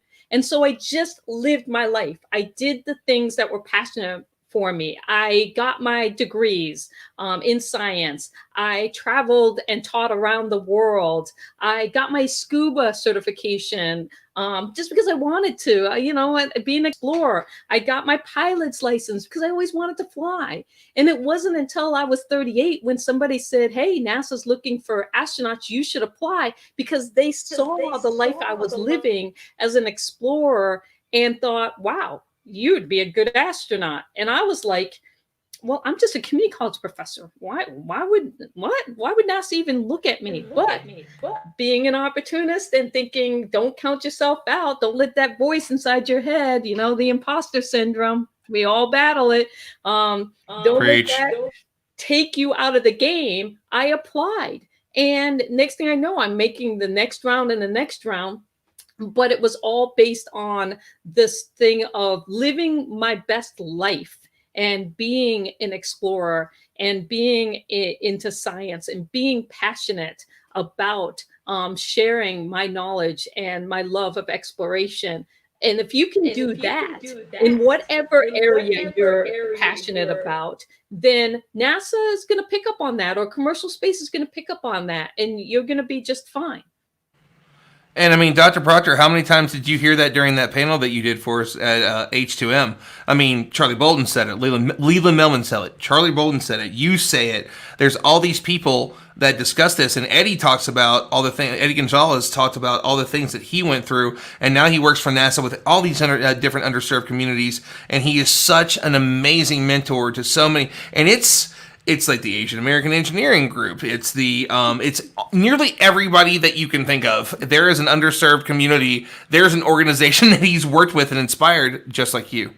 Because he's passionate about it. And that's the thing, you know, Lee's passionate about flying. And I love that. It's this whole idea of knowing what you're passionate about and then going for it and diving in deep. And don't be afraid to have those passions change over time. I mean, I look at what I was doing in my 20s and then what I was doing in my 30s, they're not the same. And now my 40s, I just started my next chapter in my 50s in COVID, and I'm going to become a space artist. So but it's that whole idea of lifelong learning, pushing yourself, and really just, you know, being passionate about the gift of choice, the choice that we have to make decisions every day to be a better person for ourselves and for the people around us and for humanity at whole. And that's what this project is all about. You don't know how one little thing can change a person's life, whether it's a book on, you know, the planets, or just some kind of interaction that will set them on a new path of discovery. And seriously, you're wonderful. You're truly amazing at what you do, Lee. I want to go to the last bit with you and her, and we're going to have a special guest here in a minute too as well. So Lee doesn't even know this yet. I'm pretty excited about this one. But Dr. Proctor, Lee, if you all want to do a little back and forth real quick before we bow out, Cyan for tonight for joining us. Yeah, I mean, I love everything that you said, Cy. This is so important, and I think a lot of us are trying to be what NASA and SpaceX and the astronaut program wants us to be. We're trying to do all these things to build up to when we have to apply. But the important thing is that we're having fun and that we're living our lives and that we're doing what we want to do and what we're passionate about. And, you know, I love that you said that the passions can change because it does change. Life has a lot to offer, and a lot of us don't want to do one thing for the rest of our life. And that's kind of how it's been for decades. We all, you know, even back then the blacksmith was the blacksmith, the butcher was the butcher. But life has so much to offer, and the fact that you are going after your passions and just exploring this thing called life and just being good at different things, NASA sees that. They see through it. They don't want someone who's trying too hard. They want someone who is authentic, works well in a team, and is going to do great things in space. So I want to talk to you about Meals to Mars. I know you have recently had a lot of endeavors with ASAP Science as well, with your freeze-dried food endeavors, and how does that work? Well, what is space food? And we have this Martian training simulation coming up for 6 of our donors. For people that donate $25 or more, they'll be able to go to Mars if they win the raffle. We have 6 spots available. So how does Martian food work, and what is the work that you've done for that? That's a great question. I've been very fortunate in that I lived in a NASA-funded research project, I should say a Mars mission. In 2013, I was part of the very first crew to live in the high seas habitat, which is on the big island of Hawaii. And it was funded by NASA specifically to investigate food strategies for long duration space flight. And so when we're thinking about going to the moon and Mars, the difference between that and being on the ISS is that you have gravity. Even if it's only 1/10 of the Earth's gravity, or, 1/3 or whatever it is, you still have some different options that you don't have when you're on the ISS, and that's to creatively cook in more unique ways. And so looking at the food that we're going to be supplying both to the moon and Mars, because it's going to take us a while before they will have systems that will be able to feed themselves. That's just the reality of the situation. And so a lot of that food is going to be freeze-dried or prepackaged, shelf-stable foods. And so when you have that freeze-dried food, that means that 98% of the water has been taken out of it. And then you reconstitute that water at wherever it ends up. And so when I was in the high seas habitat as a geoscientist, my number one concern is the Earth. I love the Earth. I think, the more sustainable we can be. And this whole idea of my good friend Mike Mongo was like, solving for space solves for Earth. And I'm like, yes, that's now my motto, Mike. Thank you. And so this whole idea of the things that we're doing in space and the advancements in space, you have to have shelter, you have to have really good food systems, and you have to have really good water systems. You got to be efficient in energy, all of these things. Well, those are the same things we need here on Earth to thrive. And so how do we take this technology and this idea of freeze-dried foods and shelf-stable, and how we manage water, and how do we apply that here on Earth so that we can be more sustainable and feed the world? Because right now 1/3 of the food produced goes to waste, and we can't feed everybody on our planet, and so we need to do some better things with that. Definitely, and I love that, solving for space solves for Earth. And that's crazy. I mean, 1/3 of the food that we have here on Earth goes to waste, and the fact that there's not much awareness for that as well. I think that if we can figure out how to feed an entire civilization on Mars with little packets of freeze-dried things and some recycled water, and imagine what we can do here. So thank you, Dr. Proctor, for everything, and the wise words, and you've inspired many, many people tonight. And anybody else have any questions before we move on to our next speaker here? I just got to say, I love that Imran said this.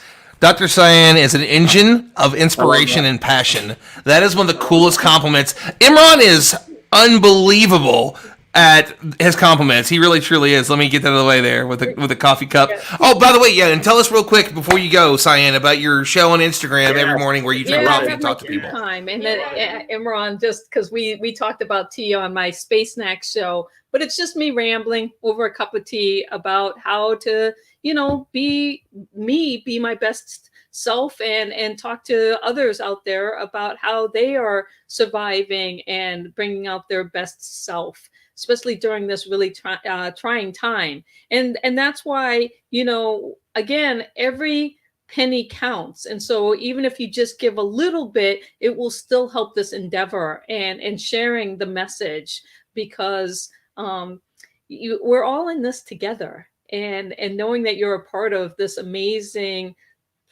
program, and the inspiration that's coming out of that, for $5, $10, whatever you can give, you're making a difference. and that it'll have ripple effects that will last these kids' lifetime. And so just think of that, and thank you. Lee, Thank you, Dr. Proctor.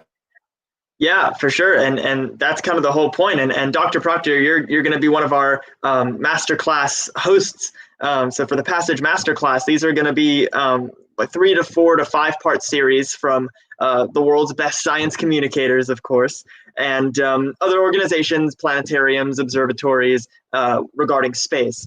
And this is going to be a library that's available to our donors first, and then available to students around the world for free. So providing multiple languages, as many as we possibly can, not just for Latin America. That's, of course, a huge focus for us right now, but we want to turn this into a global thing, a giant library for anybody to learn science and to pursue careers in science and have that ability to ask questions later on and explore a certain field. For people that maybe don't know what their passion is yet or don't know how to approach it. So thank you, Dr. Proctor, for being here, and we really appreciate your insight for a lot of the very different things that you've been able to do. So thank you. Well, it's a pleasure, and I just feel so lucky to be surrounded by so many amazing people, and I appreciate all of you and how you're using your space to inspire those within your reach and beyond. Thank you, and have an awesome night. I wish I could stay and listen to all of you, but I look forward to connecting to you soon. You're amazing, Dr. Proctor, and we will see you. We'll see you soon for sure. You're always doing amazing stuff. And so we are, as Dr. Proctor leaves, we actually have a couple of different people that are going to come onto the show. Yeah, because, well, first we got to bring in this amazing individual. Micaiah is joining us tonight. Woo! Bailey is back. We hope that Bailey has something. And I was talking about him here a minute ago, and Eddie has been wanting to be a part of this for a while. He's already talked about it. He wants to, I don't know if he's donated yet, but I know he wants to. But Eddie has been working on this with NASA for so long. So I definitely want to bring him in so that way Lee and Eddie can have a conversation as well. So obviously we've had some people that have been on here for a while, but we do want to mention that Micaiah is a part of the team that's been working with us. So Micaiah, thank you so much for joining us. And Eddie, thank you for joining us for a few minutes as well. Oh, you're welcome. Thanks for having me on. And so we want to talk to, obviously, some of the people that have been here and have been waiting. So let's go with Peyton. Peyton, we haven't heard anything from you at all tonight, and you're an incredible science communicator. You're doing so much stuff. So let's go to you and kind of talk a little bit about how you got into this, all the stuff that you've done with Brooke Owens and so on, and why this is an important project to you. She's also the most fashionable, by the way. But definitely the most fashionable. But I mean, maybe me, but I'm just kidding. Yeah, your one T-shirt. One T-shirt. This is a Stardom T-shirt. Don't be mean to me. It's a great T-shirt, but I mean, it's one T-shirt. I think a Passage T-shirt would look a lot better. I mean, if you got me a Passage T-shirt, I would have been wearing it tonight, wouldn't I? All right, we'll get you a Passage T-shirt. Jeez, Ron. Anyway, Peyton, what's up? Yeah, hey, first off, I want to say thank you so much for asking me to be a part. Oh, never mind. Oh, okay. But thanks so much for asking me to be a part of this. Just meeting all the other people that I've seen online for so long, whether it's virtual or not, has been so incredible. You guys inspire me daily with your TikToks and your tweets and everything, and keep me going in those tough days. So thanks for that. And Ron needs more turtleneckes. The thing is that if you get me more turtlenecks, then we'll talk more about the universe and how we bring everyone together. You can't go wrong with that, though. But basically, how I got my start in space, I grew up in Tampa, Florida, and my earliest memory of space things is my dad rushing me outside to the front yard to watch the shuttle take off, way down in Cape Canaveral, obviously, but we could see it from our front yard. And I don't know if I was excited about it back then, but I do remember that. So I really love that. And then I kind of like left the space excitement for a while, and it didn't really come back to me until high school. I had a really awesome physics teacher who kind of told me, like, you know, you can do whatever you want. Like, if you're excited about it, like, I say go for it. And that's pretty much how I got into engineering. I found a school that was awesome for me, and I was like, you know, worst case, I can do something else, but, you know, like, we'll figure it out. And from there, you know, I kind of built that confidence over time of what I can do to become part of the space industry. And between going to launches that ended up getting scrubbed and starting clubs on my campus and getting research projects, I kind of realized like, hey, you know, like I can do that. I can help send people into space. I can help grow plants for the International Space Station. I got to do that with the team at NASA Kennedy. And I've had all these incredible experiences that little Peyton, who was watching the shuttle take off from the front yard, probably never would have imagined I could do. And a big part of my story specifically is the Brooke Owens Fellowship. If you guys haven't heard about it, I definitely suggest checking it out. You can go to brookeowensfellowship.org, I'm pretty sure. Not like I don't check it daily. But it's a fellowship that gives each Brookie or fellow an internship, a mentor, and the opportunity to meet this whole community of other space and plane excited people. So it's kind of given me the space family that I only could have dreamed of. And from that, I've met incredible people who have ran NASA or have been to space. And I have those people to lean on and to inspire me. One of them is Emily Calandrelli. I was thinking about it earlier, which is kind of silly and kind of like, oh, to share. But my freshman year of college, that's when I found out like really who Emily was. And I was like, oh my God, she's the coolest person. You know, like you can't get better than that. You guys are all great though too. But, you know, I reached out to her through her email that was on her website and was like, you know, like, you're all right. Like everyone here is cool, I guess, but I mean Emily though, right? I'm the same way, man. I love her too. Oh yeah, she's just incredible, like everyone's already said. But yeah, so I reached out to her through her like email on her website at the time and was like, hey, you know, if you're ever near Kennedy Space Center and want to get coffee, just let me know. I don't know if she's ever seen that, but now it's kind of crazy to think like I'm on live streams with her. I met her through the Brooke Owens Fellowship, and I would completely consider her one of my biggest inspirations and role models in doing everything I've done in the space industry so far. And I guess to kind of bring it around, what I do right now is I am a flight sciences engineer at the spaceship company, which is basically we're the engineers that build the spaceship for Virgin Galactic. So my role specifically is aerothermal analysis for spaceship, and I also work in mission control. So coming up soon, I'll be sitting there watching it go into space. So it's pretty crazy, and I can't say it enough that I don't think I ever could have imagined myself getting here, and I've only been able to get here through the awesome people that have helped me. So. Incredible. Lee, we'll go to you next. By the way, I have to do, because somebody just gave $50, I have to do another Carl Sagan impersonation. So Lee, let's give it to you as you take us through the universe with these amazing people who are, they're here to give to the world. Share it with us more, please. Wow, that was not bad. Just get a turtle while I'm on camera. You can change into a turtleneck, and we'll do that. I don't have any. Like, listen, somebody sends me a turtleneck, I will do the next entire live stream in a turtleneck. I'll even do the I mean, I have to straighten my hair to do his haircut, but you know. Yeah, whoever donates $100 next, we're gonna send you a personal video message of Ron with the Carl Sagan mask, the hair, and the turtleneck. He doesn't know it yet, but now he does. Yeah. Done. I am so in for this. I will embarrass myself to the day I die if we hit $50,000 in the next month. Oh yeah. Let's hope so. But yeah, Peyton is doing incredible things, and we actually she applied for the student astronaut contest the first year that I applied, and that's kind of how we know each other. And obviously, Florida natives, a lot of Florida men and women here.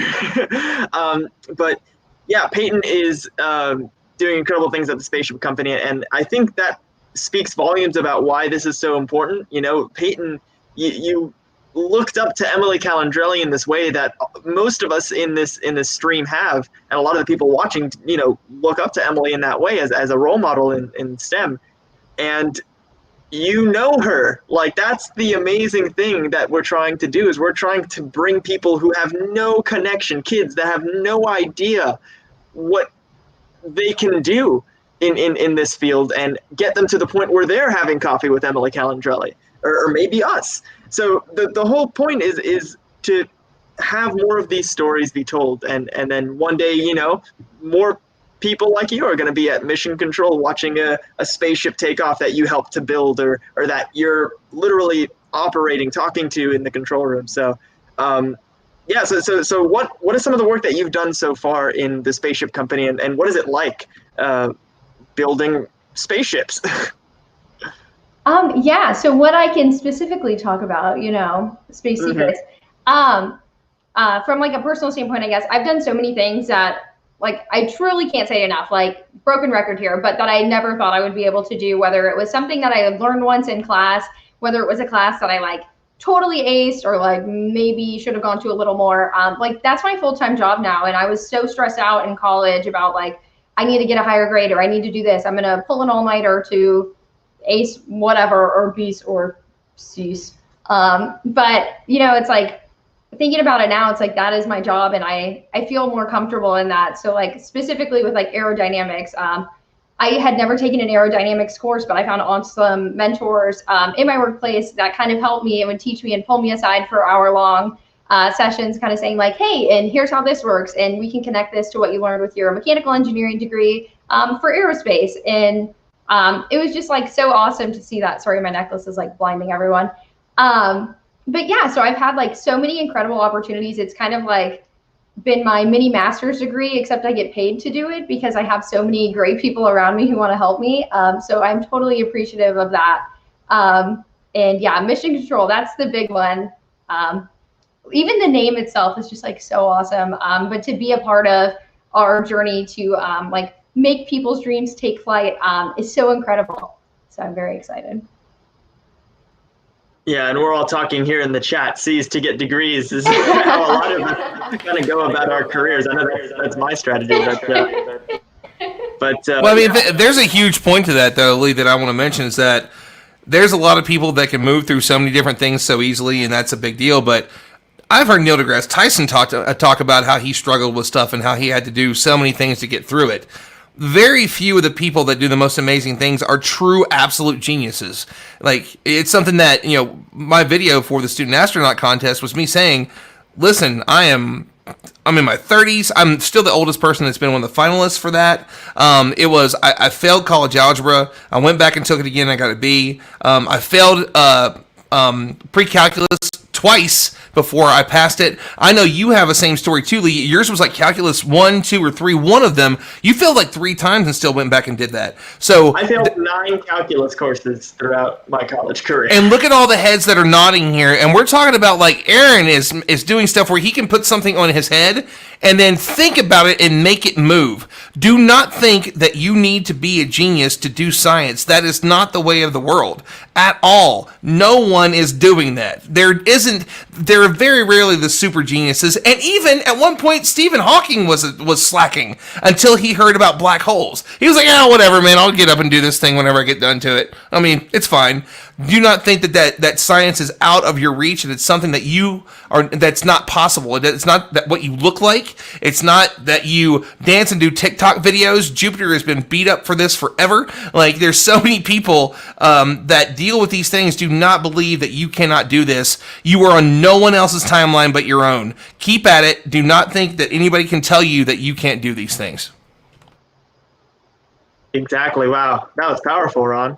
And yeah, exactly like you said, it's knocking down these little barriers, people that aren't good at math, people that may look a little different than the people they see on TV. And all of these different barriers that we have to overcome Passage. Access to resources. The internet is a big thing for Passage as well. We're working towards satellite solutions for these remote villages. And there's so many different things that a lot of us struggle with, and we all have these independent journeys. So it's not a cookie cutter thing. A big reason how I got into it is I went to an observatory for the first time, and I saw Jupiter for the first time when I was 14, and I went there to film a video, as that's my background, but I got hooked, and this NASA astronomer, Helen Tavera, I love her forever, and she's actually going to be making a masterclass as well for Passage. At the Fox Observatory, and I just got hooked, and I wasn't that kid that sucked at math. I was the kid that sucked at math, but is still in science. There's Helen right there. Hi, Helen. Yeah, I mean, we all have these independent journeys, and I love talking about it, especially with you guys. This is such an inspirational group of people we have here.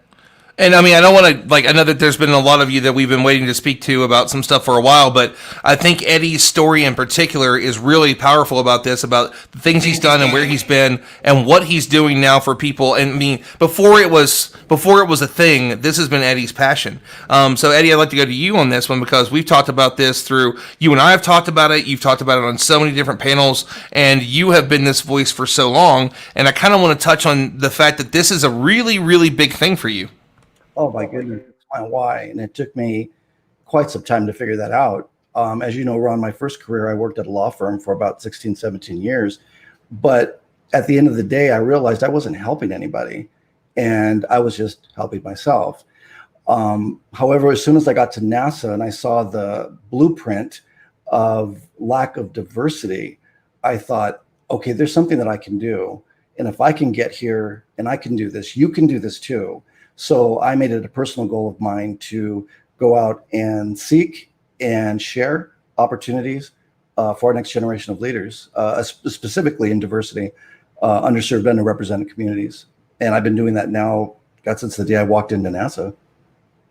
And I mean, Eddie, let's talk about what you do. I mean, there's a NASA article that talks about the different organizations, and I was talking about it and just mentioned like the Asian American groups that you worked with.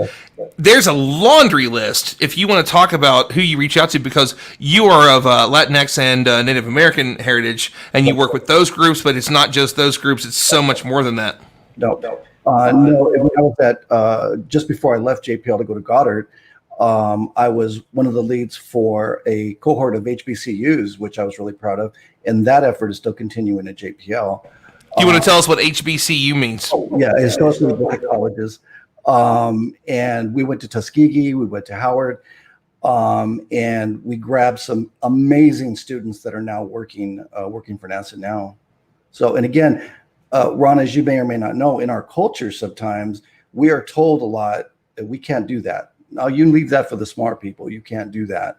And I'm here to prove to people that, yes, you can. Don't let anyone squash your dream. If you have a dream, you need to protect it.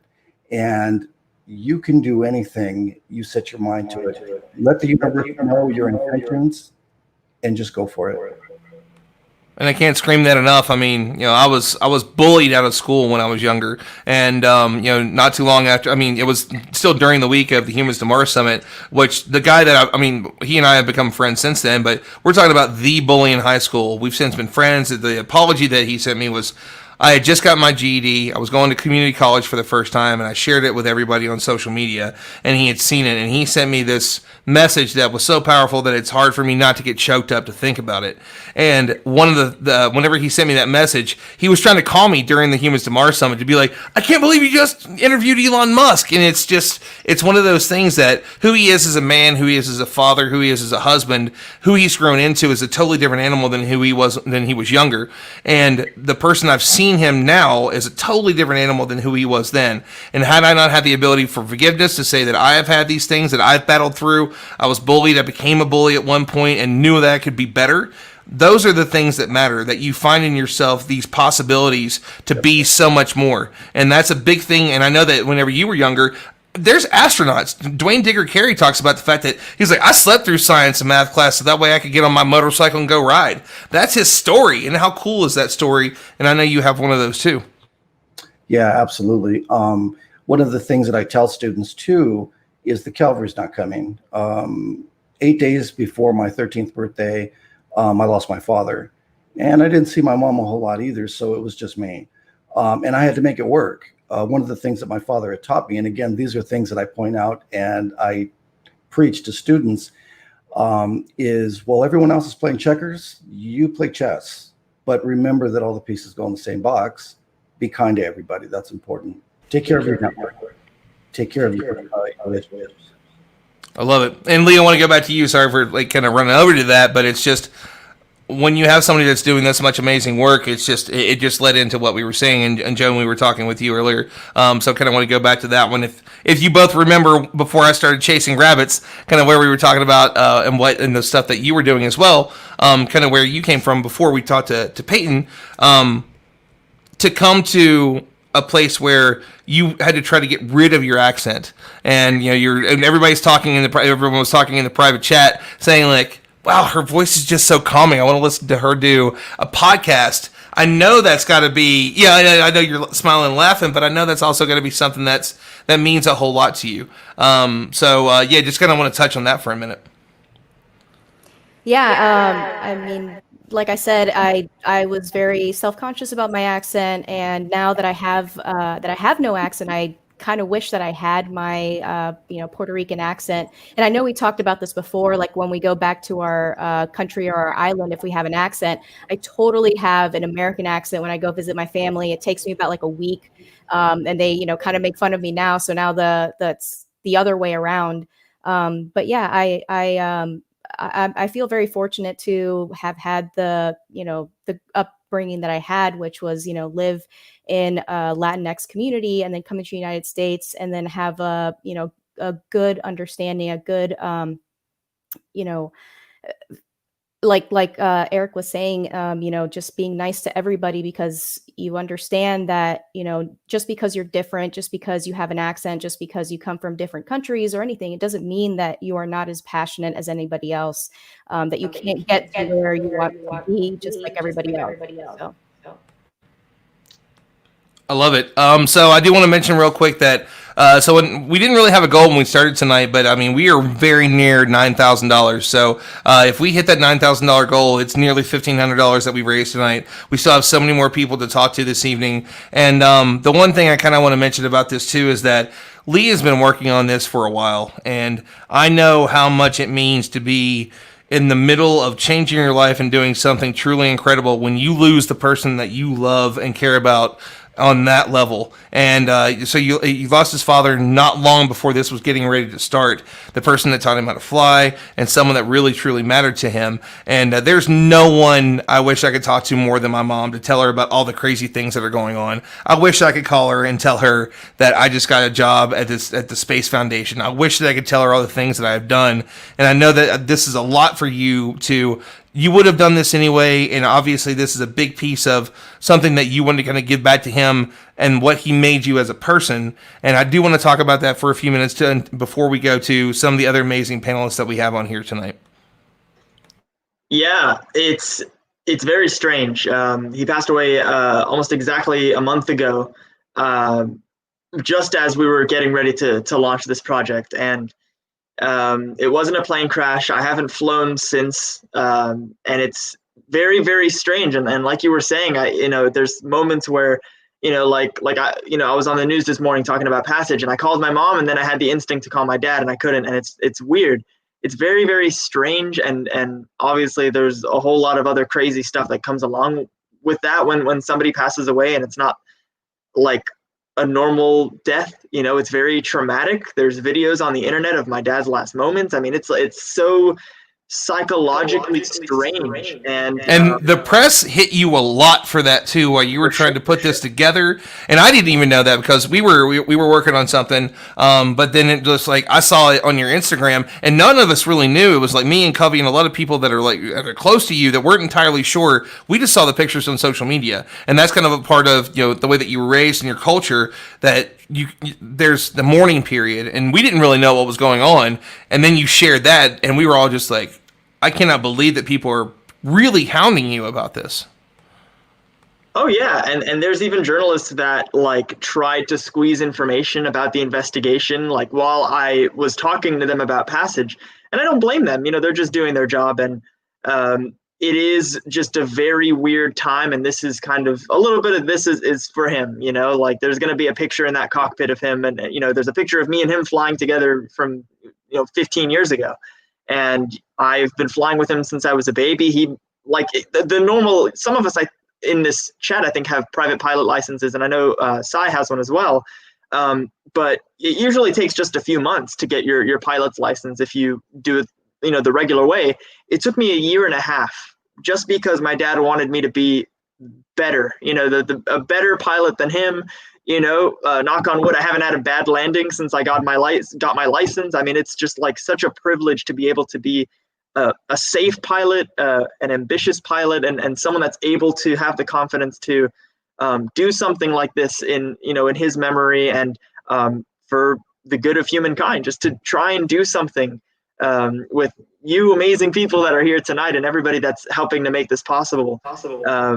So it's all about, I guess, figuring out the next steps when something like this happens. And this is what my dad would want me to do. The last time I saw him was the day before the accident. I see him only 2 or 3 times a year because I live in Jacksonville. He lives in Miami, and I only go there so often. But the last time I saw him was the day before, when I filmed the passage announcement video. So that video on the GoFundMe was the day before he passed away. And that video it means a lot to me. So yeah, it's amazing to see the support from not only you guys, but from everybody making this project possible. So, sorry for going off. I mean, this is a pretty crazy time in my life. I'm really happy that it's going strong and that we're going to make this happen, and we will. I have full confidence that this is going to work out. Agreed, and thank you for sharing that story, man. I mean, these things, talking about these things that matter so much to us, can be emotional, but it also is kind of the point of why these things matter so much. And so, Jupiter, I know that you don't have too much more time with us, so I want to go to you next. Tell us a little bit about your journey and the things that you've done. But there's also we talked a lot about diversity and different things, and so people may look at you and be like, "Oh, it's the adorable blonde girl. She's never had to fight anything." And you and I have had plenty of conversations about the things that you've had to deal with. So I definitely want to touch on that a little bit. Yeah, for sure. The amount of comments I get of people saying, "I don't believe you, like, show us your work, show us anything." And it's like, I don't have to prove anything, but those comments do happen a lot. Yeah, I got my start at a pretty young age. I remember I was in grade school and I was asking my teachers questions, are there aliens out there? What's out there? What's beyond Earth? What's beyond our solar system? Because, adults know everything. And I remember at a certain point, they couldn't give me answers anymore. They're like, "We just gotta wait. We just gotta find out." And I wasn't satisfied with that. I was like, well, I'll find out then. I'll figure it out. So that really pushed me onto my STEM path. And then I started with a lot of online free resources because I wasn't able to go to university right away. I didn't have the money for it. So I started where everyone else did, the Cosmos, Sagan, Neil deGrasse Tyson, more YouTube things like Veritasium and Vsauce. And I can't pronounce this, but in a nutshell, in a nutshell, that YouTube show. And then I just started posting online about things I was doing and things that I love to find out about and different concepts that I would research, specifically with astrophysics, because that is what I'm getting my university degree in here in Canada. And I started getting a lot of people DM me online saying, "I love what you do. I love the journey you're taking, but I can't do that because I'm not good at this, or I'm not good at that, or, I can't do math." And I tried to hide it for a really long time because I was super embarrassed, and I felt like I really had to prove myself as a woman in STEM. I didn't want to ask my male peers questions or advice or anything because I really wanted to show that I was just as smart. But I did fail a lot of classes in the beginning. I failed calculus, I failed physics, I failed so many things, and I got really low marks in a lot of things as well.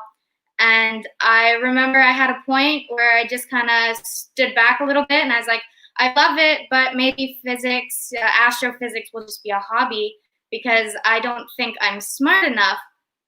And then I started posting about that. I was like, well, here's how I feel about this. And then I would get more DMs saying like, I feel the exact same way, but you can still do it. And that's how I found this amazing science communication community and all these people that just encourage each other, like aggressively encouraging each other. And I felt so much better. And finally, I didn't feel so alone. I started a website called STEM Steps where I do interview people and ask about, what were your failures? You're so accomplished in your field. Was there a time where you didn't feel so accomplished or something might have happened? And my main goal behind that, my platforms and the people that I talk to is to just highlight that everyone is human, everyone fails, everyone gets imposter syndrome. and that, you see the big headlines, especially in STEM. We took a picture of a black hole, we discovered this, there's life over on this planet, things like that. And you never hear the 1,000 times people failed before that. And I think that puts a really, really hard kind of goal in people's heads of, if I didn't get math the first time, science isn't for me. So I really just try to break down those barriers and that stigma and let people know, especially young women, that space is for everyone, science is for everyone. And just because you don't get math or science right away doesn't mean it's not for you. So yeah, that's where I'm at. And there's something that we want to ask anybody tonight, too. If you are a fan of female science communicators, please stop asking them to marry you or tell them that you love them or anything like that. Just, tell them that they're cool and what they're doing is great. That would be awesome. We get that they're lovely and it's an incredible thing that you think that they're the only ones out there. Just talk to them like you would any of the rest of us. That would be really great, because I know it's a large problem for so many people here. I have had so many people that have messaged me and be like, man, that Bailey girl, it's cute. I'm like, okay, why are you telling me? And no, I'm not gonna give you your phone number. Stop.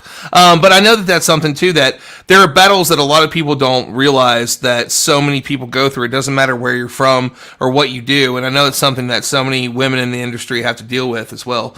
And I know it's something that, because you wear shorts and a tank top and you do a video, that people assume some things about you. And but the thing is that there's so much more to that. There's so much more to the things that you do and what's passionate to you every day and the work that you do. And obviously this is something that's really big for you and you've been a part of sharing and getting out there. So let's talk a little bit about the project before I know that you have to go, and then we'll go to Bailey next. So that way we can kind of get these ladies out here that have been sitting and waiting with us to tell their incredible stories. Yeah, so you're referring to me, Ron? Or you're talking No, I saw to Jupiter, but then I think she froze. And then we're gonna go to her and just kind of like why you're a piece of this and why this matters so much to you, and then we'll go to you, Lee, if you want to ask her any questions before she bows out tonight. Yeah, if anyone has questions, yes. Also, feel free to. We can open. The conversations are available. All right, we're waiting for more donations too for Ron's next Carl Sagan. Actually, we jumped $100, and somebody did ask me that if I would do a Neil deGrasse Tyson impersonation. So before we go back to Jupiter, I don't even know if we can get out. Jupiter, we'll go to you first so I can compose myself, and then I will do my Neil deGrasse Tyson impersonation. Yeah, for sure. I'm very excited for that. The reason why I'm so excited to be a part of this and so excited to work with all of you is because the mission behind this is helping underprivileged kids. And even though I'm from Canada, I didn't come from the best background. I didn't come from money. I didn't come from somewhere that had a lot of resources other than the internet. But I'm still very privileged because of where I was born, which is something nobody can help. So I was so passionate about this because when I think back to what got me into science and what got me into STEM, I still always had that support system. I had the resources. I had the people telling me, like, you can do it, even though, we don't have this, we don't have that, you can persevere. And now I feel like almost a responsibility, like it's our job to pass that on now. It's like we have to help people who don't necessarily have the things that we are privileged to have. Yeah, I totally agree with that. I think it is about kind of, I don't want to say passing the torch, but kind of like involving them in the bonfire. We want to start building our community and reaching it out to where we didn't think it could go, and get it to the point that it's so big that we can't know everybody. A lot of us in sci-comm, we pretty much know anyone who's anyone. We know the names, we know who's doing what, and we can kind of keep tabs on who's where, but we want it to be at the point where anybody can be a science communicator and anybody can be in science and use their passions to do whatever they want. But it has to start with opportunities and exposure and education, getting people and kids, especially for the next generation, interested in what this is and helping them understand that they can have a place in STEM. And back to the marriage thing, and the online trolls asking women to marry them.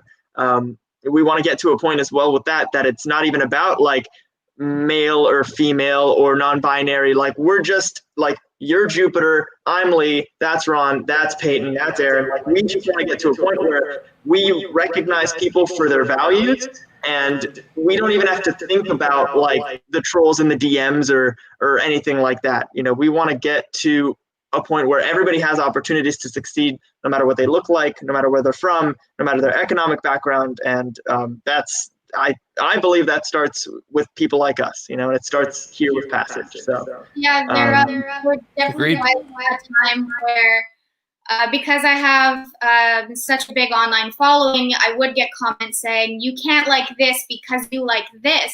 And I started kind of suppressing my interests and the things that I love. Like, I like doing cosplay. I like dressing up really girly and doing my makeup. And then I would have people in my comments when I made my TikTok saying like, well, you can't do that because you're into science and this is a professional realm and you have to be professional and you have to do this. And it really hindered, I think, my education a lot, just because it made me super sad that I had to choose something. And it's like what Cyan was saying is diversify, and your passions always change. And I love that I'm able to be myself now, and I'm able to open up about the struggles that I had, in case anyone else feels like this as well. Love it. Any final thoughts before you bow out, Jupiter? And joining us tonight, and saying all the wonderful things that you have said. Definitely, I am super excited for your impression. Let's go. Yes, Ron. Full screen. We want to see all of you. The observable universe? What does that mean? That means there hasn't been enough time in the 13.8 billion years since the universe began for that light to have reached us. There you go. If you don't know Cosmos, you should know that, because that's it. And he was like, yeah, right, fair enough. So that's to my man Snyder, who said that he gave $25, so he asked me to do that one. I can do more, Neil. It's better whenever we do it together because we laugh the same, which is hysterical. Oh my God. Okay, so we're gonna have to do a screenshot. Everybody has to do the pose. You all ready? On the count of 3. 1, 2, 3. Okay. So, Jupiter, thank you so much. Jupiter is actually frozen in that pose, I think, which is hysterical. I mean, everybody's laughing about it, that she didn't mean to be frozen, and look. It's like, and it's perfect too, so I don't even think that she knows yet. Jupiter, we were glad to have you on. You were an amazing guest tonight. Thank you so much. Everybody follow her. Check out what she's doing. Just want to let everybody know we are just, we're less than $300. We're actually less than $200. Well, we're at about $275 from hitting that $9,000 goal tonight. So thank you so much, Jupiter, for joining us. And next up, we want to talk to Bailey, because I know she's running a little short on time as well, because she has to go study and do all the amazing things. So Bailey, tell us a little bit about what you do and the ridiculousness that you brought to Space Symposium last year with your injury. Yeah, I don't even know where to begin, honestly. Okay, that's where to begin. I met Ron last year at Space Symposium. I had just had foot surgery, so I was rolling around on the little scooter. And I think that's kind of my legacy now. I think I need to continue having foot injuries so I can keep doing that. But yeah, okay, so me in a nutshell, like I said, I don't even know where to begin. I'm an engineer. I've had a bunch of technical issues tonight, so it's a good thing I'm an engineer, because that means I can fix everything, right? Kind of. And I work actually doing life support for one of the lunar lander proposals, hopefully coming up. So helping keep the astronauts alive, make sure they have air, and that everything is comfortable temperature-wise and everything. So it's super cool. I'm also a master's student, which is where I have to go off and do homework after this. So I'm getting my degree in space resources, and basically a really big space nerd. Anything space. I'm a moon girl. Oh wait, moon girl. Yeah, that's me in a nutshell.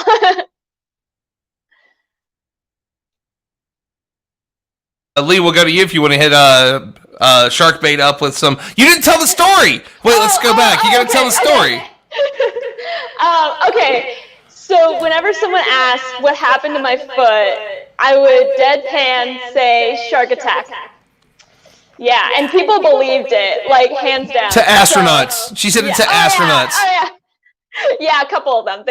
That's my legacy now. Is that I felt bad, like they actually believed me, but at least it's a good story, and it came up with this great nickname of shark bait. Well, she would say it, and then the thing was is that she wouldn't just end it there. She would continue. She would talk about the story of like where she was at and what happened, and that was the best part about it. So, astronauts, man.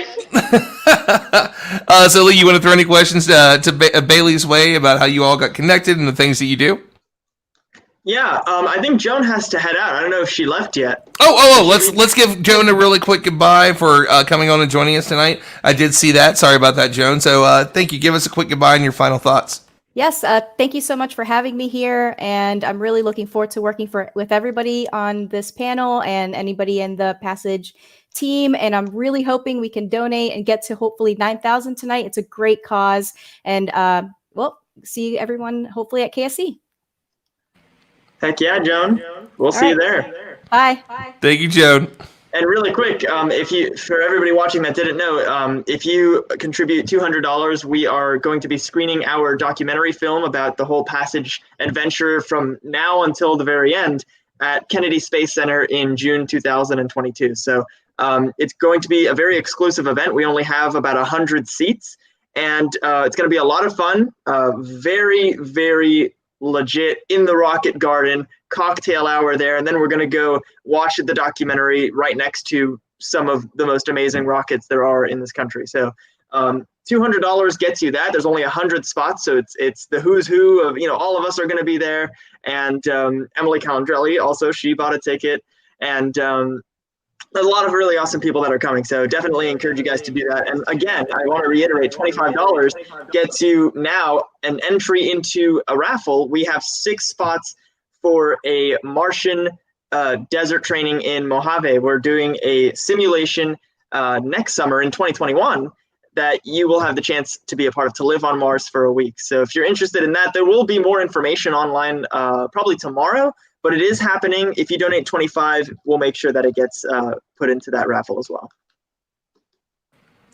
Love it, and also do want to mention that we've had a $50 donation tonight. A bunch of $50 donations, some 25s, counting at least 350 tonight. A $100 donation, a $500 donation. So yeah, I mean it's really been a great night tonight. Everyone's been very generous, and we're so appreciative of everybody that's here and that's a part of that. So let's go. Lee, anything you want to talk to Bailey about before she heads out? Yeah, she was just at high seas in Hawaii. Also, speaking of Martian astronaut training, Bailey just did that in Hawaii on Mauna Kea. It's the best site in the world for astronomy. So I definitely want to hear about that and what that was like, and the things that you got to do living in isolation and with limited signal. And, every time you go outside, you have to wear a spacesuit. What was that like? Yeah, so basically when you said that you could get a ticket to MDRS, I was like, ooh, how can I do that? Okay, I need to chill. I need to let other people do it, because I just basically did that and it was absolutely amazing. If you guys are kind of on the... I want to mute Bailey for a minute so that way we can tell her that she absolutely should give the money so that way she can go do it again. That's all. That's true. I'll just cheat my way into everything I can, man. Yeah, no, it was amazing. I highly recommend it. The primary thing that we did was exploring lava tubes. So like when Raquel was on talking about that, I was like, I'm all in. I'm planetary geology now. I'm hoping to maybe go after my master's, go do a PhD in that or something. So that was really cool. The thing I will tell you about analog missions is, as corny as it sounds, you have to find yourself, because the good is really, really good and the bad is really, really bad. There's nothing to distract you. You don't have Instagram. You don't have you can't call your mom if you get upset. It's all you. So when things go wrong, it's okay, you need to learn how to deal with it on your own. And that's 100% astronauts. So honestly, it is kind of good training. So yeah, it was amazing. I highly recommend it. I ate a lot of dehydrated food. Now I know how to make bread. It's great. That's so awesome. And what was the hardest part about living in isolation? Oh, that's a really good question. I think the hardest part and the easiest part was the crew dynamics, which, I mean, that sounds kind of stereotypical. But you have to think about what you're doing, because little things can affect people in different ways. Like I did something that affected one of my crewmates in a way I didn't understand. Like I didn't realize that tiny little action would have an impact on him. And so I had to kind of take a step back, realize what his values were, and put myself in his shoes to be like, okay, that's why this happened. And other people did things that offended me, and they had to be like, why did that happen? And I had to let it go. So that whole like, how do we work together? I think that's a really good thing to learn when you have a crew, and something that's, I mean, pretty applicable to everything in life and space. Yeah, and I think that's why it is kind of, difficult. I think it's 0.08% for NASA's astronaut candidate program to get in is almost impossible. I mean, it's not impossible for sure, but the chances are, what they're looking for is people that can work well as a team. And, like you said, they know how their minds work and how they can be of use to the team, because you can't really have arguments in space. That really. I mean, have you guys seen the terrible Away where they're in an argument all the time? Like they're still doing cell phone calls past the moon to talk about things that are going on Earth. Way to go, Netflix. Yeah, not promoting good teamwork there, but. Yeah, I mean, I love the stuff that you got to share, Bailey, and it looked like a lot of fun. And we definitely are excited for our mission as well next year. We're working on a date, and obviously it depends on when it's available, when we can have the slot, and when the people that get it are available as well. So we're definitely going to work around everybody that donates, and we're really going to make this worthwhile. So it's going toward a great cause. Everybody that's watching, I hope you can donate $25 for your chance to live on Mars for a week, and it's going to help a lot of kids, and it goes a long way. So Bailey, thank you for your insight on that. Sounds like a lot of fun, and I have yet to do it, so it's going to be really cool. I've personally bought like an actual thing to make a documentary at MDRS as well. So I have a whole separate mission that I'm going to be a part of and actually film it. But COVID happened, so whatever. We'll deal with it later. What had happened was. So, I mean, Bailey, before you head out, you want to tell us a little bit about why you were inspired to be a part of this this platform and the fundraising and everything about this. Obviously, it was a little more than a year ago when I met you. You weren't even thinking about doing Project Possum, and now you're part of Possum. You're part of all these things. So it just goes to show that if you have inspiration, that you can do all these incredible things. So is that a piece of this? Is there anything in particular that jumped out at you about this project that made you want to be involved? Oh, yeah, for sure. I think if you were to ask me the number one reason I'm part of this project, it's because of Lee. Lee said, hey, I want to do this. And I was like, that boy's changing the world. I got to jump on while I can, because if Lee says he's going to do something, it's going to happen. So I think like everyone here, we're all very inspired by Lee. And he's the one that brought us all together to do this. So, but more on like the whole like feel good space stuff. What Lee's vision is exactly what we need for the future. That like, honestly, space needs to be like the good of humanity, the pinnacle of humanity. And that includes everyone that doesn't have access right now. That's what we're trying to do, is bring it to them so that they can join us as we go to space. And I think having that vision is absolutely huge. And what we're doing is we're creating people who think like a STEM person, an engineer or a scientist, in their everyday lives. I mean, you see people who are like musicians or artists, or, they go home from work and they paint. We need to have that with engineers too. If you want to go learn something, you go learn it. And I think that's what we're training people to do here. And that message is exactly what we need for space. I'm so happy I can be part of this. I'm so excited. Lee, thank you for having me. And Ron, thank you guys for having me. This is just exactly what I needed. I love it. And just a quick funny, Snyder said, if I went a week on Mars, can I bring Ron? I need a Doyle with me. Safety dance to the biodome. So just to mention that, I was actually invited by Susan earlier this year to go out and be a part of an event. So obviously I'm going to go for this one. So yes, if you win, you will definitely have your Doyle, Snyder. So anything else you want to share with us, or Lee, any other questions? Anything you all want to go back and forth before we go to Aaron? Yeah, no, I just want to say thanks, Bailey. I mean, it means a lot that, you guys really believe in this project, and the support is like amazing and overwhelming. So I have full confidence that we're going to make it happen, whatever it takes. I've poured everything that I could to make it happen so far, and we're going to be the ones that, we're going to do this together. It's not a Lee thing. This is Passage. We are the team. There's the people behind it that are helping to fund it as well. The people that are helping out with small things along the way, things with the airplane, things with the logistics in Latin America. There's so many people working in so many different things, a documentary film as well, the events that we're going to be having a 5K race as well, more on that later on. There's so much fun that's going to be happening, and that's the whole point. Is we want to make a difference, we want to have fun, we want to pursue this challenge, and we're going to make it happen. So thanks for believing in this, Bailey and everybody, and I'm really excited that you guys are the team that's going to help to make it happen. Love it. Thank you so much, Bailey, for coming on tonight. Any last thoughts before you say goodbye?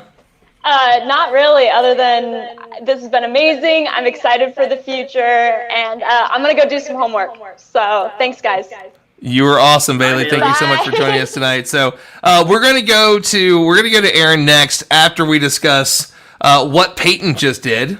So she's like, oh, I don't know. I'm super surprised that Peyton just gave a $150 donation. So we are now less than $130 away from our $9,000 goal. So the awesomeness that is Peyton.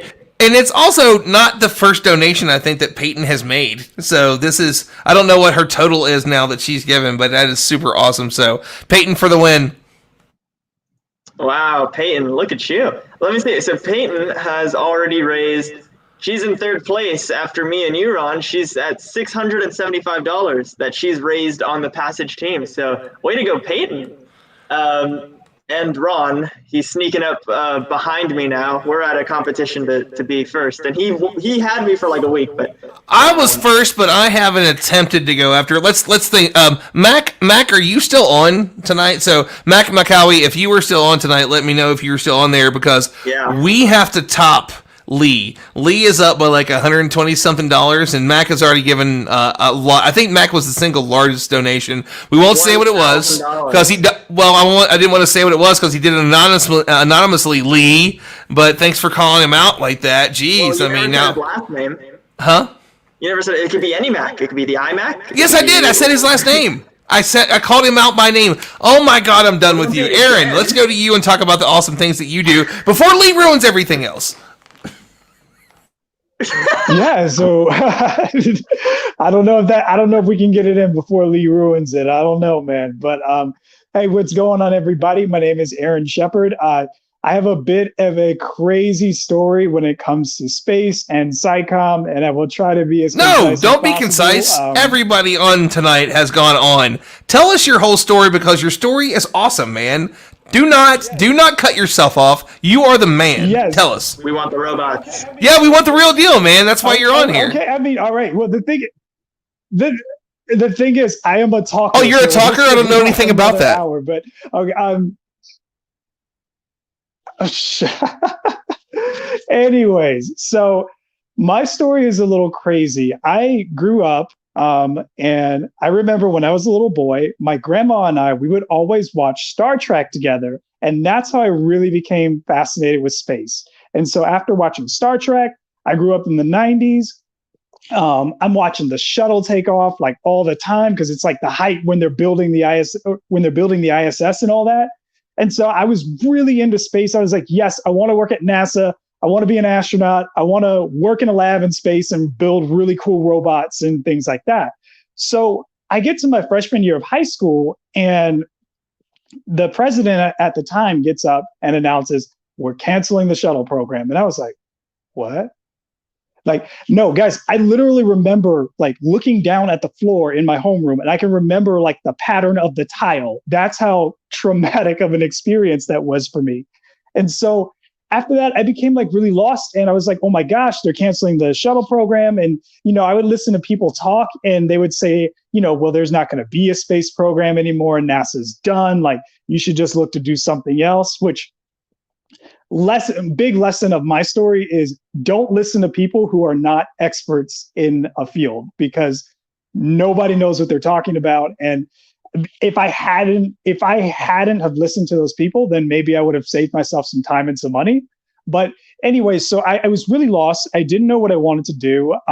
I had a lot of doctors in my family. And so I said, okay, well, I'm going to go be a doctor. So kind of like Joan, I went down the medical path, except I was not smart enough to leave early. I actually graduated with my biochem degree. I got into med school. I was in med school and it was fun for about maybe a month and a half. And then all of a sudden I started feeling really sad because I was like, oh my gosh, I don't know if I really like being a doctor. Like the whole no sleep thing and blood and, liability, that just sounds like patient liability. That just sounded like a lot.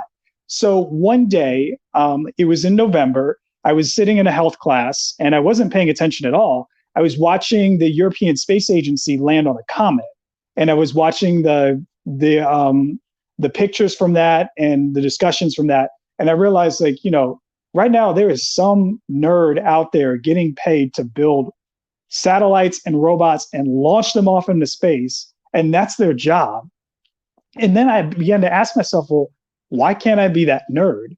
So over the next couple of months, I made the hardest decision that I would ever make in my life. I dropped out of med school, which that was a bit of a process, because for me, that was what I knew. That's what I was comfortable with. I was on this path. I just had to stay on it, and I was going to, make a lot of money and have this cushy job. And even when I was talking to people about it, I had friends and family saying, "No, dude, don't quit, just stay." But I just knew that I couldn't, so I left.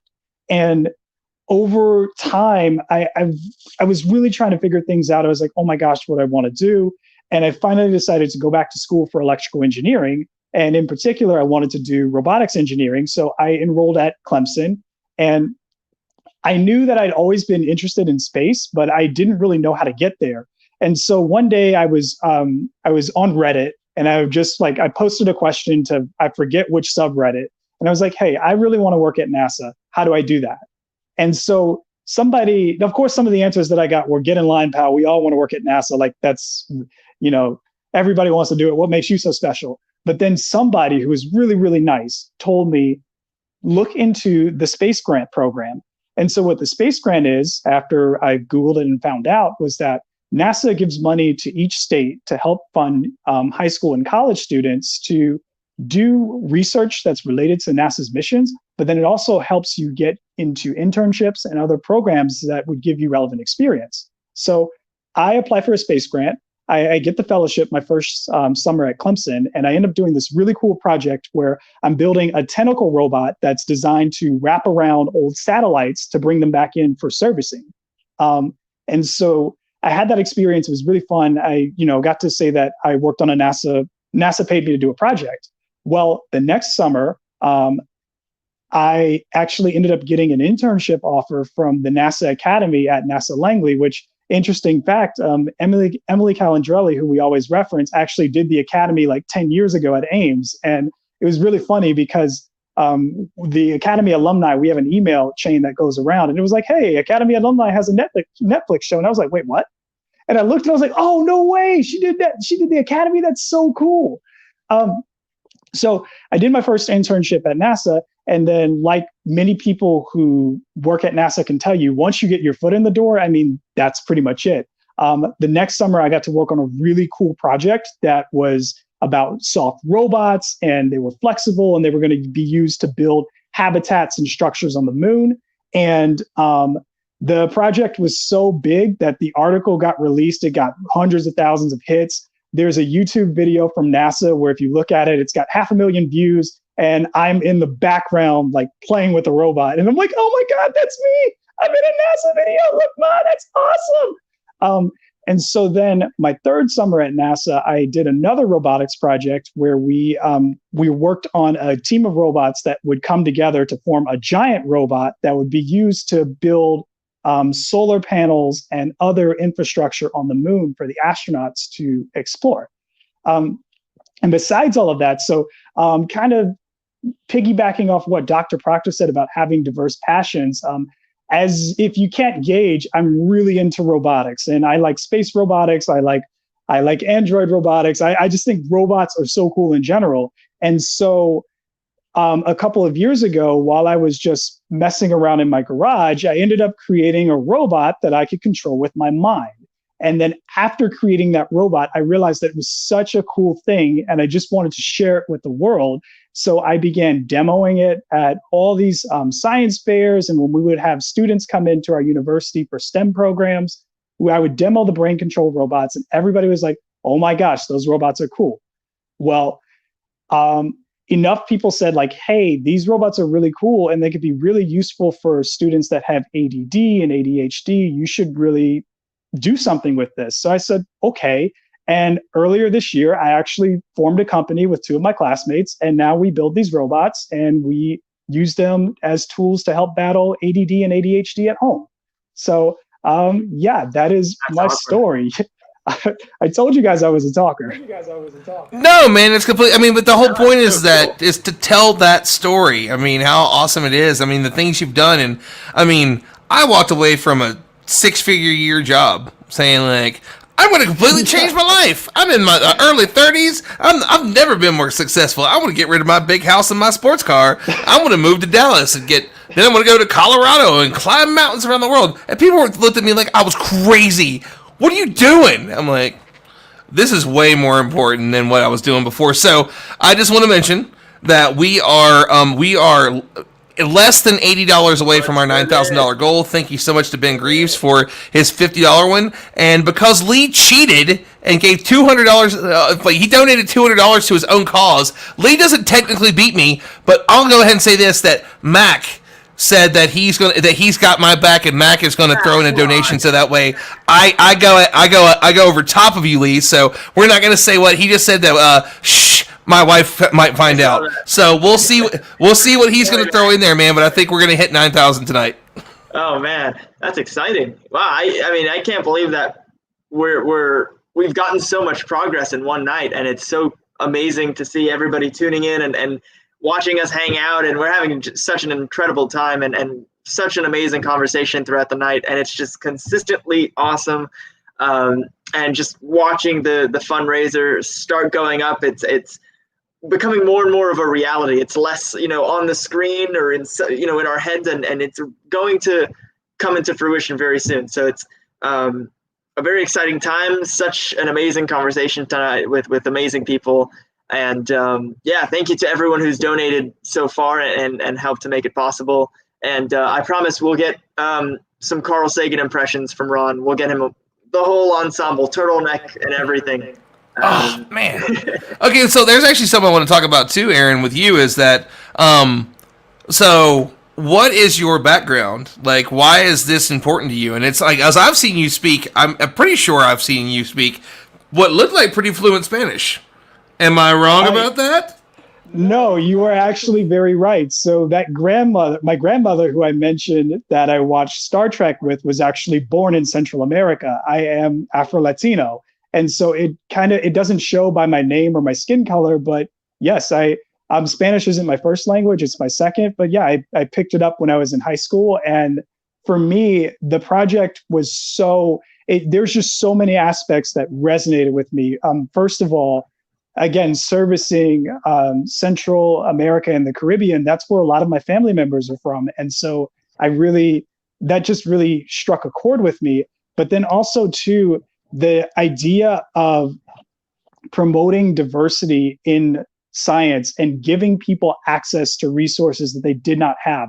That is the one thing that I really notice is the game changer. It's not that people aren't smart enough. It's not that people aren't driven enough. It's about the resources and the exposure and the connections that you have. It's really easy to be a scientist when you have good schools, you have parents that can help you, and you have connections to a community like ours where we all can encourage each other. And so for those students who are less fortunate, to give them an opportunity to kind of put them on the same playing field, I think is a game changer. And then two, one of the things that I'm really passionate about is the social effects of what good science means. And if you think about it, right now, we are not a society that by the way that we're treating climate change. It's evident by the way that we're treating the pandemic. It's even evident in how we discuss politics and other things with each other. And one thing that I believe is that good science teaches us how to think critically. It teaches us how to communicate effectively. And then most importantly, it teaches us to respect others, respect each other as people. science is such a diverse field. I mean, look at everybody on the panel. Think about everybody in the audience. We all have different backgrounds. We look different. We talk different. And so if we increase the number of people that can become good scientists, I think that will change the world for the better. So again, this project is, and it's really cool too. It's striking home. It's striking home for me in a bit, and it's giving us an opportunity to truly change the world on a global scale. So I am 100% down for this, and I am so happy that I can contribute anything to make this happen.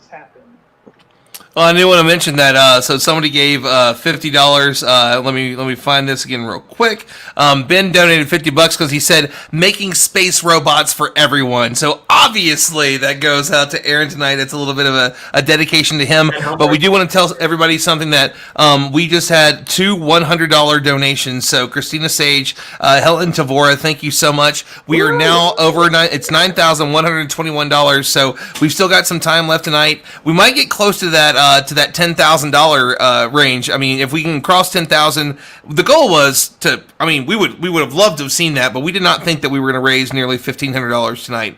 And that's what you all have done, and all it has been from just talking and everyone telling their stories. There's not been a you get more for this or you get more for that. It's just everyone that's been watching has just been so incredible in sharing that, and that's unbelievable, absolutely unbelievable.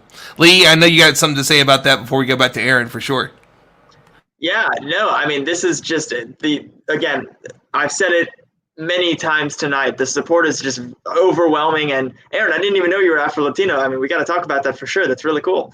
And the fact that this kind of hits home for a lot of people is really good to hear. And the fact that this is an important cause for a lot of people of Latin American heritage and descent, and it really is going to make a huge impact. And as we continue this project and doing things like this and having these interactive events that we want you to be a part of, everybody watching, we're gonna get closer and closer to that launch day when we finally take off and send those supplies and get a documentary made, and then come back and see the progress and what happened and the impact that it left. So thank you guys, everybody that's donated tonight and continues to donate. Maybe we'll get closer to 10K. We don't know. Let's see how things go. We still have quite a few things to talk about with some amazing people. So yeah, Aaron, love your stuff. I love that video of you controlling the robot with your mind. I mean, I don't even know how to comprehend how you did that. Well, honestly, hey, if we raise $50,000 and you guys are down, I will teach that in a masterclass. Oh, yeah. I will show you everything that I know. And because again, for me, it doesn't do us any good to have our talents and not share them with the rest of the world. And so if I have the ability to create this technology that I can control with my mind, of course I want everybody to do it too. Because who doesn't want to move stuff with their mind? Like who didn't try to use the Force after they saw Star Wars or, things like that? Like that is just an amazing thing. That's awesome. That's awesome. Yeah, so I love it, Aaron, and I think it's so unique what you do, and not a lot of people get the opportunity to really dig deep into robotics. So we'd love to have that discussed in your masterclass that, again, everybody who's watching, who's donating $25 or more will have access to when we get that produced later this year and published early next year. So very cool stuff, Aaron. It's literally like, as Micaiah just commented in our private chat, it's like The Last Airbender, where you're just bending, I guess, metal or robots. The Airbender. Yeah.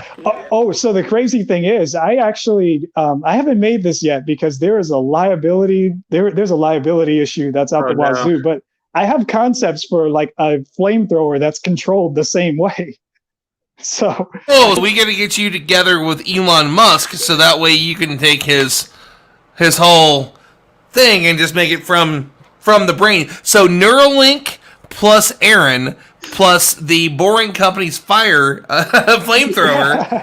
The future, ladies and gentlemen. I definitely. So one thing that I did, and I released it, and I haven't had time to develop it just because things have been going on. Was I actually hooked up, because once you figure out how to kind of get your brain data wherever you want it to go, I hooked it up to an electromagnet, and I was just picking things up magnetically by thinking about it. So I was literally, I felt like Magneto, and I was like, oh man, this is awesome. So that's something that when I get the time, I really want to expand upon, because I just think it's so cool. And at the very least, it would make a great party trick for Halloween or something like that.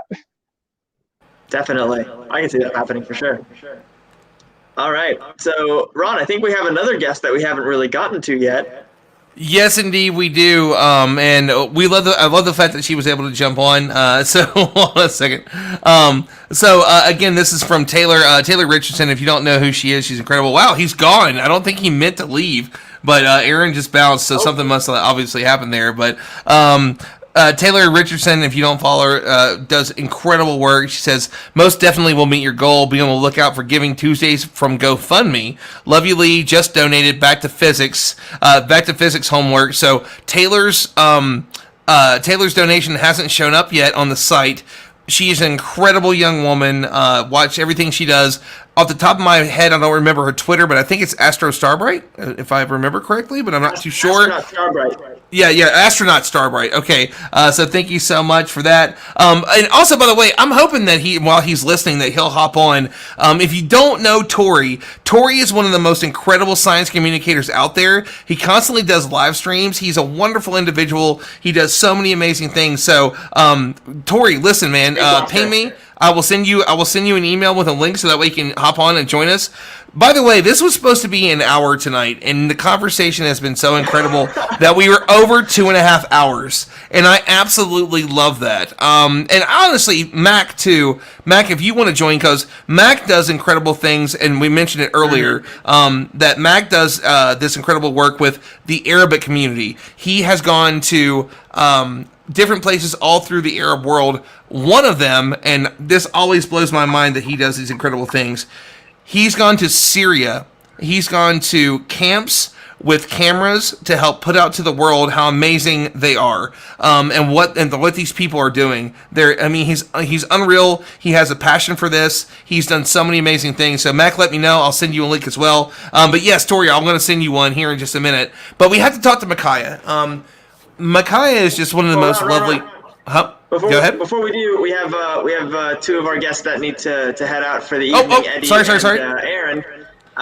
So I want to thank you guys personally for coming on and sharing your stories and insight in this amazing community. And do you guys want to say anything else before you guys depart for the night? Aaron first, and then we'll go to Eddie. Yeah, definitely, guys. Donate. Like, this is just an incredible initiative. It's a game changer. It's going to make the world a better place. I am personally very excited to be here. Like I said on Twitter a few days ago, I feel like I'm part of the Avengers, and that we all have had our own individual stories where we're heroes, but then we come together and we're just gonna make magic. So I'm very excited. And guys, donate. Do what you can. Every little bit happens. Every little bit matters. Let's make this happen, y'all. Oh, we definitely now we have to have like Avengers. I'm like, all right. So literally, I have the Incredible Hulk on my arm. So if I don't get the Hulk green like hoodie or whatever, I'm gonna be super mad about that. Haha, because I have Superman on the other arm. See what I did there? That wasn't funny. I'm sorry. So he does have the light. I remember that. So Aaron, thank you so much for joining us tonight, man. You're incredible. Thank you. And Eddie, this is really some stuff I want to talk to you about before you bow out as well. Is that this has meant so much to you. You've worked on this for so long, and you've worked so hard at this, and you've done it quietly. And now you just, we were talking the other day, I could not be more honored that the incredible speaker, that the Zen man that he is, he calls me the other day and says, how can I moderate things like you do? And I'm like, I'm going to stop crying for about an hour, and then I'm going to hop on a phone call with you and give you whatever help I can give you, because this has been something you've been it's a passion thing for you. And whenever I told you about it the other day, you were just like, this is amazing. I can't wait to be a part of this. But this is your love, your passion, the thing that you do so much. So let's talk about that a little bit before you bow out and leave us tonight. You are muted, sir.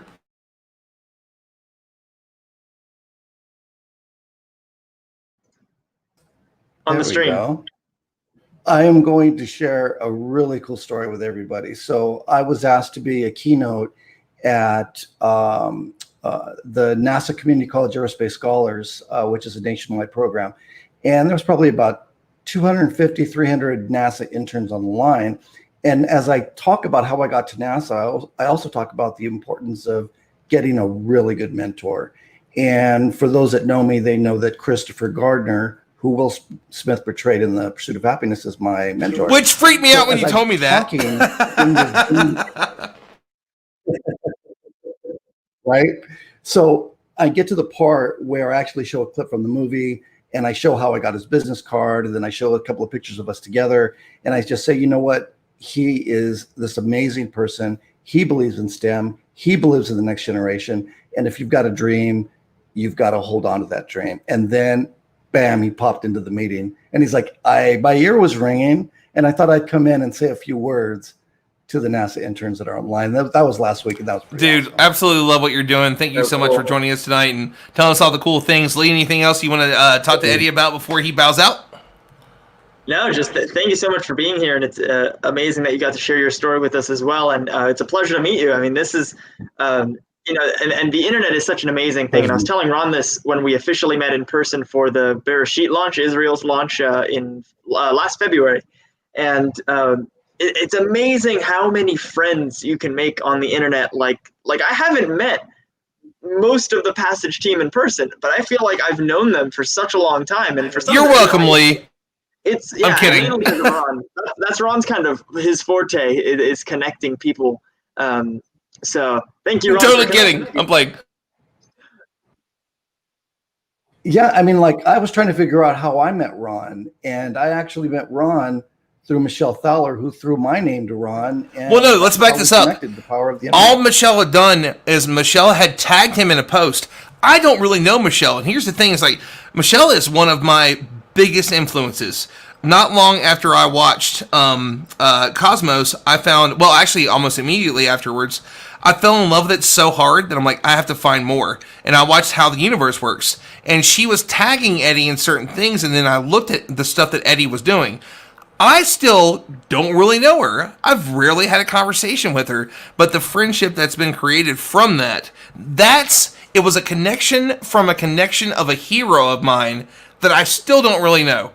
And that's how cool the internet is. That's even a bigger step from that, right? It is. It is. It is.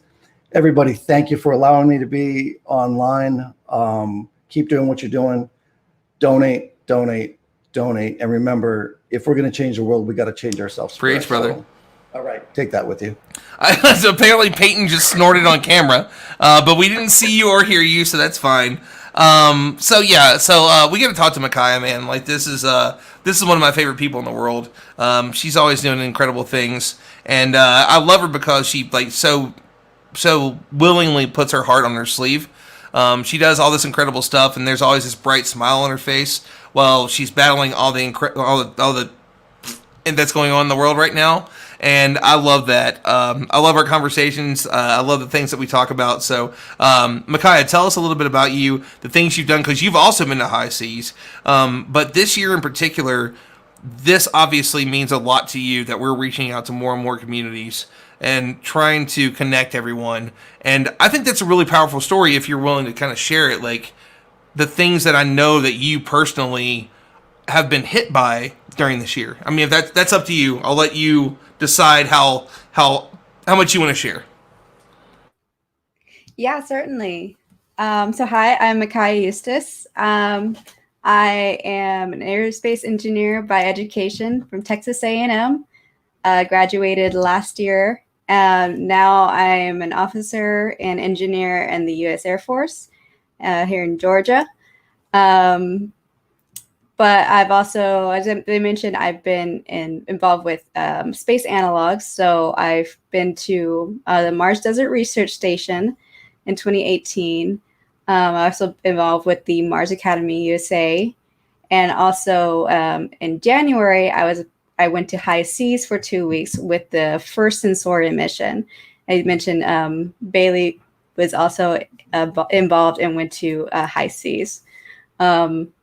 So a few things I've done. I was really active in SEDS, or Students for the Exploration and Development of Space, at my school, and started the Aggie Astronaut Program, which is now the Collegiate Astronaut Corps,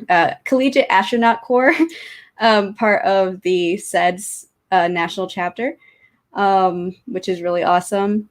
And I'm also happened to also be a Brooke Owens Fellow alumna. I was part of the 2017 class, so the first class. But of course, we have this big, awesome family, which includes Peyton and so many others. So yeah, those are a few things I've gotten to do. I've also been involved with like NASA Social. I've been on here before with talking with What? you, We've Ron. never had conversations before on the internet. Not at least, not once. Not for your birthday. Just like random. For your birthday, it was so awesome, and that's how I met Adrian. I'm actually talking to him now because he's waiting for the launch too. And Tori's joining us, and we're going to talk to him in just a minute. But he's doing such amazing things, and I love that because now he's going to be a part of Stardom. We're going to start highlighting his work, and like he's going to talk to people from the launch site. And he was doing some stuff earlier, and because of the friendship that you created, I've been able to like set him up with really great people like Raquel that was on earlier, and Kevin and others for like for the event that he does. And it's just again, this is the whole reason. Social media, everyone's watching the Netflix thing, whatever. And I get it about the social dilemma or whatever it's called. Of course, there's the terrors to it, but everyone that's been on here tonight is the reason why it can be so incredible, why you can do so much better for it. It can be social change. It can be really big things, and you were somebody that's a part of that. Yeah, and I think, one thing it's interesting is, Cyan was on here earlier, and I feel like one of her mentees, because not only was, she was on my mission. So it was probably the first time that there's been 2 Black women on an analog mission before. But she also is the one that helped me get involved with analog missions in the first place, because I didn't really know how to do these things. I never, I just heard about it from the Mars Society, and the, Humanist Mars Summit was the first time I heard about it. But no one at my school like did these things or like took these things seriously.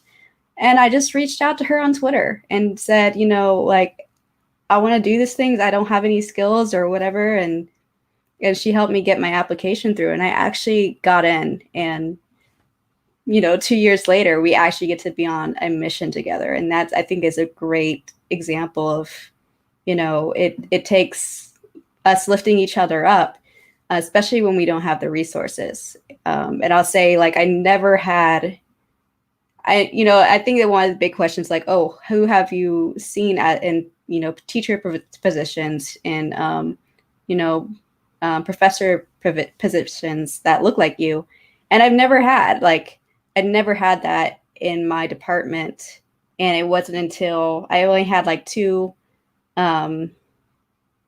female professors, like all through A&M, which doesn't look good. And it's kind of like, okay, well, they're out there, and sometimes you have to look, but hopefully we can, also make those connections so you don't have to look so hard. I love it. I mean, and again, that's also been a big thing too, has been people have talked about, and I remember, I mean, obviously Twitter, and especially space Twitter, has been so powerful, and Taylor was a part of that, and so many others, where they said, let me know the last time you had a science teacher or a teacher at all that was a teacher of color or indigenous or any Black, indigenous, person of color at all. I grew up in West Virginia, where I was the third whatever I am. I still don't know what I am. And I love the fact that everyone's like, you're this. Like, you have to be this thing. Cool. I'm fine with that. And I might be anything and everything, but when I was younger, that was not something to be proud of growing up in West Virginia, where I was from. We won't go into that, how deep that story goes. But now it's a thing that's so amazing because it's highlighted and it's being talked about. And there are people that aren't just doing it to check a box. They're doing it to really make real, true change. And, it was something that happened with the Brooke Owens Fellowship where people had stepped down.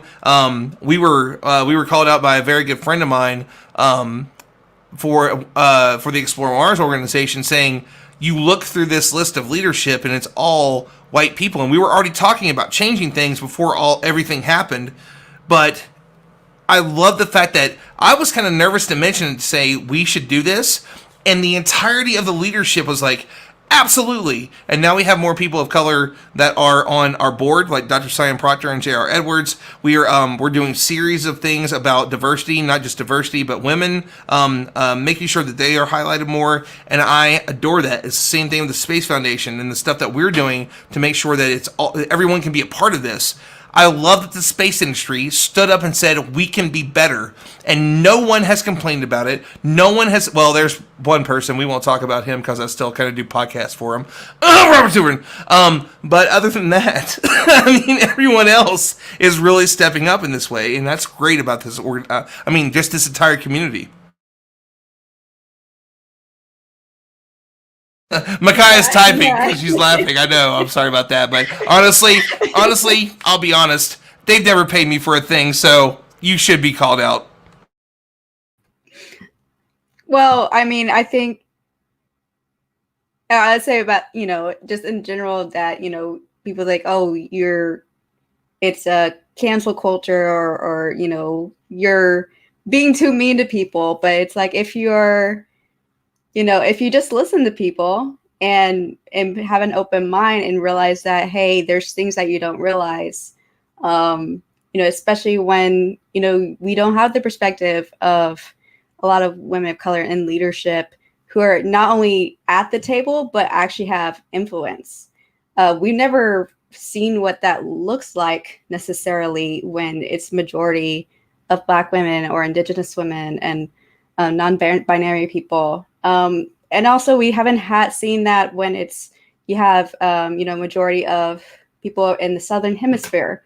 We mostly think of like America and Europe, leading parts of the space industry.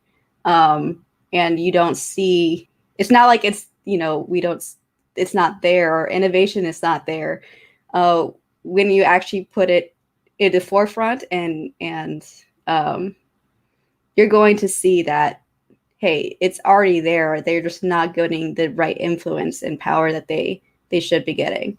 So it is about just like listening to other people. And then once you realize you might be doing something wrong, open up your mind and love that. listen. I mean, it's all about voices. There was a movie I watched a long time ago called The Curious Case of Benjamin Button. And there's this, it's just an incredible film, but there's a certain piece of it where he discusses, he was never a part of his daughter's life and he had to leave because he grows younger as he gets older.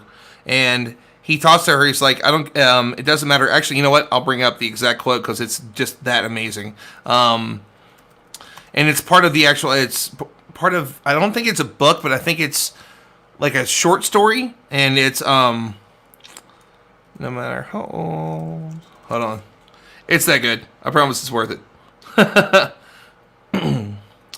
Well, I'll give this to Lee for a minute so that way Lee can talk about some stuff. And then I'll find it and bring this back. So, yeah. Yeah, well, first of all, I just want to talk about Taylor Richardson and her mother. That they're both watching here on the stream tonight and commenting throughout. So thanks for being here. I live in Jacksonville, Florida, where Taylor lives as well, and she has to be like 15 or 16 now. And when I first found out about her here in my city, she was like 13 or 14, and she's been in magazines and she's raising tens of thousands of dollars for little girls to watch Hidden Figures and sending backpacks to Kenya and things like that. And she is just an amazing, incredible change maker and a constant advocate for diversity in STEM. And she's like 16 years old and has a mural not too far from where I live. So that's saying something. And I love the work that she does at such a young age, and the partnership that she has with her mom is also very valuable. And I love how, her mom is that figure that wants her to be better and to have a better future for her and girls that look like her. And myself, I grew up in elementary school at a time after 9/11. I'm Middle Eastern, I'm Israeli, and I refused to go outside and hang out outside because I would get darker, I would tan, and people would say things like they would call me a terrorist, they would call me all these nasty things, and I just wanted to be like one of the white kids that didn't have to really think about their skin color. And luckily we've grown since then, but there's a lot more to do for sure. So like Micaiah was saying as well, we have to lift each other up, and eventually this won't be a color or a gender or a nationality or an economic problem. It will just be people doing science and doing what we love, and that's the important thing. I can't agree more, man. I mean, it was why is your hair so frizzy? Why is your nose that big? Why do you have freckles? Yeah. The things, the laundry list of things that I was ripped to pieces for, that I didn't know that there was anything wrong. Like, because I grew up without a father, I wasn't into sports. And in West Virginia, what's wrong with you? You don't go shoot things, and you don't play football. Why? I'm like, I don't have an interest in that. And well, we're done with you. There's obviously so much different from us. And that's a crushing thing, because to most people, I was white as you can get. But not where I grew up. There was places in West Virginia that I wasn't white enough. And now, I mean, the older I got, especially once I started DJing, there was people from all different backgrounds that came up and asked me, like, what are you? Are you this? Are you that?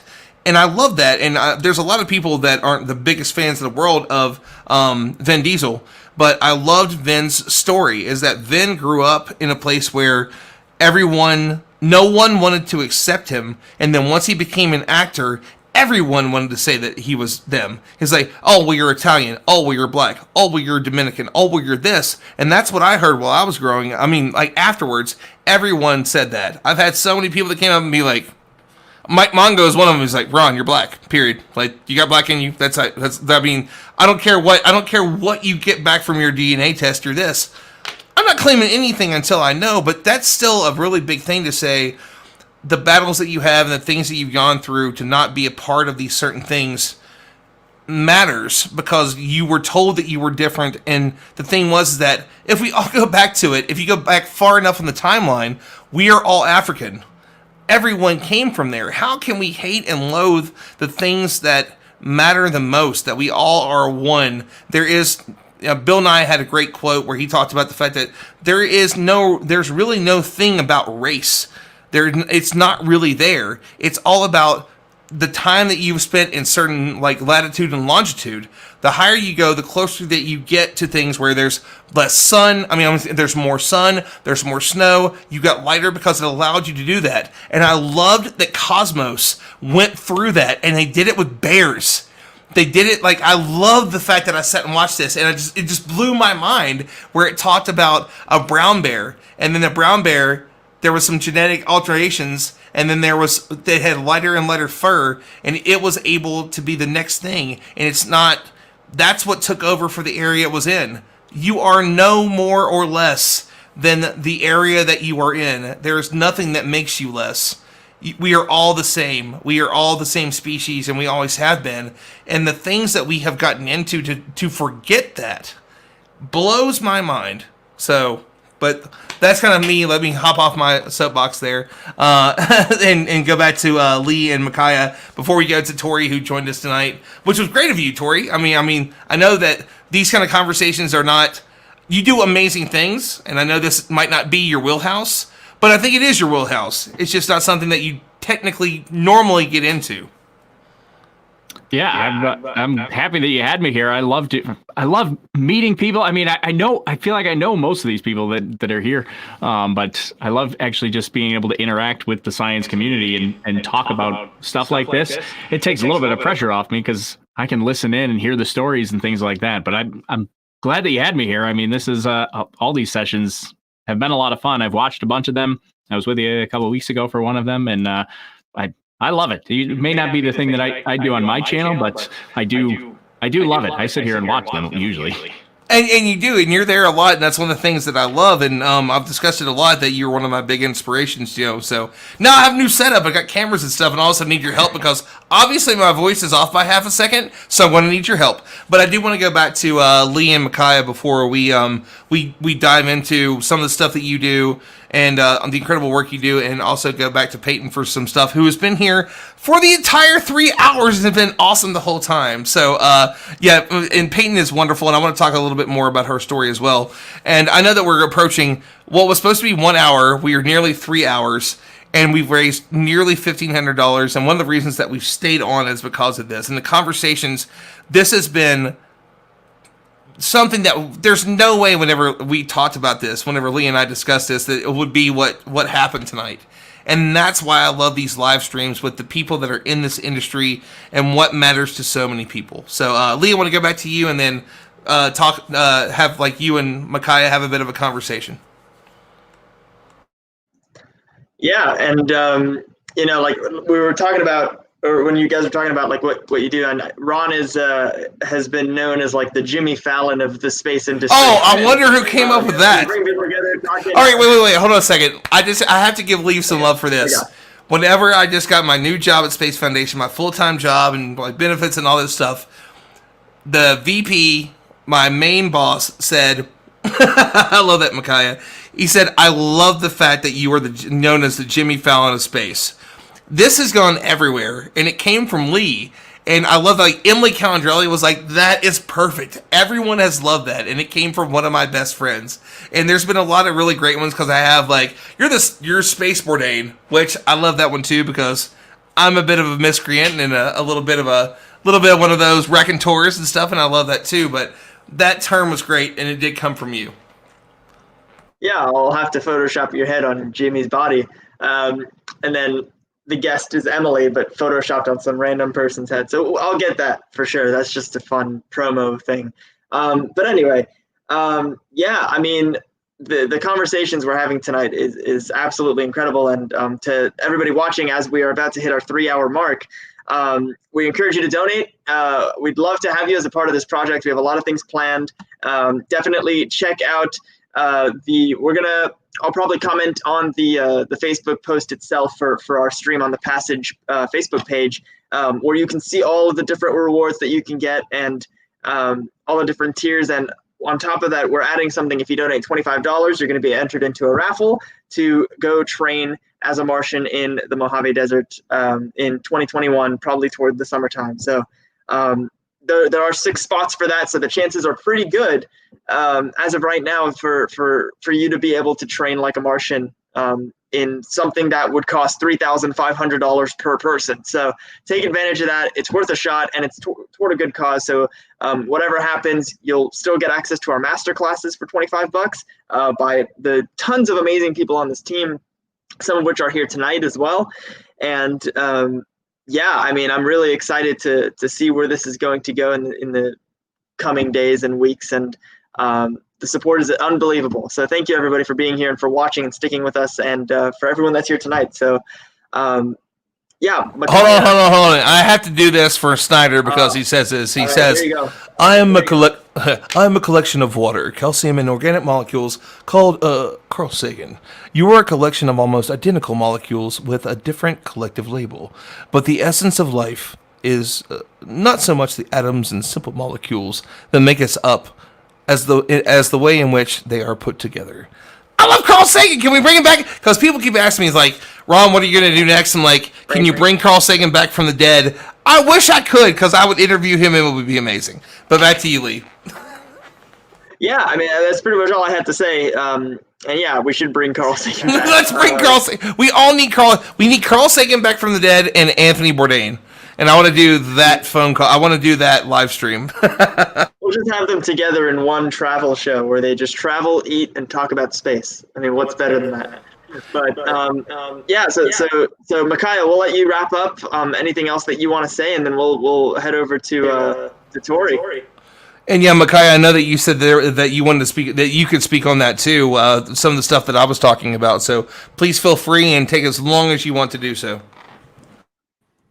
I mean, I wanted to add because you were talking about how, you know, you were in some communities you weren't white enough and you were judged certain ways because of how you looked by, you know, some other standards and not fitting into a right community. And I think, you know, part of what you're talking about is like, you know, colorism and, you know, the things that come with, you know, the lightness of your skin and how your hair is and stuff like that. And that's definitely kind of parts of what I experienced in a mostly white community. And you know, mostly white school as well. And I not knowing how to navigate that, or not really being in touch of, you know, for me, what it meant to be Black, and, you know, what I wanted that to mean for me, and not seeing a lot of role models in that area. And every time I spoke up, you know, if I had a tone, you know, that was like, oh, she's now the, you know, tiny angry Black woman, or, you know, whatever. But you know, so I just want to comment on that. It's like, you know, the issues of colorism and how we need to make sure that, you know, we're not creating those barriers within our own communities too. You know, I need to acknowledge that, you know, as a light-skinned Black woman, there's certain things that, you know, I may have access to, or you know, I get passed on because of how I look. So that's just kind of what I wanted to say about that. But honestly, which is weird because you're just like the loveliest, sweetest person in the world, and that's strange to me. That is so weird to me that someone that's always been so kind and open to things, that feels as much as you do, that's always been so great and kind to people, that just kicks me in the teeth. That people like the people that have been on here tonight, that Cyan has had to go through that and is still as kind and wonderful as she is. And the same thing with you. Yeah, I mean, and Lee, it's the same thing with you too. Like the things that you've had to deal with, like. But I think that there's also this thing that once you've fought the world, as they told you that you weren't this or you weren't that, that's the whole point, is that you are not the rest of the world. No one has ever changed the world. Well, I mean, no great stories ever come from, I was eating a salad. You know, it's most people are just like, oh, I was having a drink, or I was doing this, or, you know, it wasn't, I was in my backyard. And great things can happen in your backyard. There's plenty of science there. Go watch my main man. I love him, Maynard Okereke, hip hop science. There's a lot of stuff in his backyard. But most of these things come from the things that challenge you, that you go out there. The comfort, like your comfort zone is the most uncomfortable place you will ever be. Push yourself and find these people. And that's what it's about. The kindness and the forgiveness and the ability to change the world come from the battles that we have all had to deal with. And I know that's a lot of Micaiah, but her kindness and her peace are also a lot of what I know drives her crazy every day too. Ron, you say that like you don't know I'm super sassy as well. Like you know I'm very sassy. But that's not you. I mean, that's you to the people that you love and that you know. But what you do to help and be a part of the world is not that. Of course, it's there. I mean, I don't even want to talk about the kind of a-hole I can be. But that's not where we're at now, and that's the thing that you highlight is, of course it can be there. I would love to be sitting beside you on stage when somebody said something stupid, said something ignorant, said something racist, because I'd be like, oh, here we go! Well, yeah, it depends on how well I would know that person. Facts. Yeah. But I mean, yeah, that's definitely like a thing that I would show to like people I care about, people I love, and people who know me, and then maybe some people who don't know me who need to realize who I am. But I guess I'd say with I think one thing I really like about this project, and I haven't really mentioned this before. Maybe I talked to you a little bit, to you, Ron, but you know, I really didn't have like a science background or anything. When I was little, I really thought I was going to be an artist, singer, dancer, because that's what I was into and what my, you know, I was kind of around in this kind of artist vibe. And that really changed. And I kind of started to, let go of choir, didn't think I'd be very good at it. And even though I was involved with broadcast journalism and I always had a camera around me in high school, I made these little videos, put them together of like all of our memories and stuff. And even my chickens, I grew up with chickens as pets. So I made my chickens like a 1-year anniversary of like none of them dying. I was just so excited about that. So like, video was like a natural extension of me for a long time. And then around senior year, it's like, okay, do I want to go into this route of, maybe working in documentary stuff? I knew I wanted to do space, but, maybe I should do the more complicated thing and see how that works out. Maybe I should do engineering.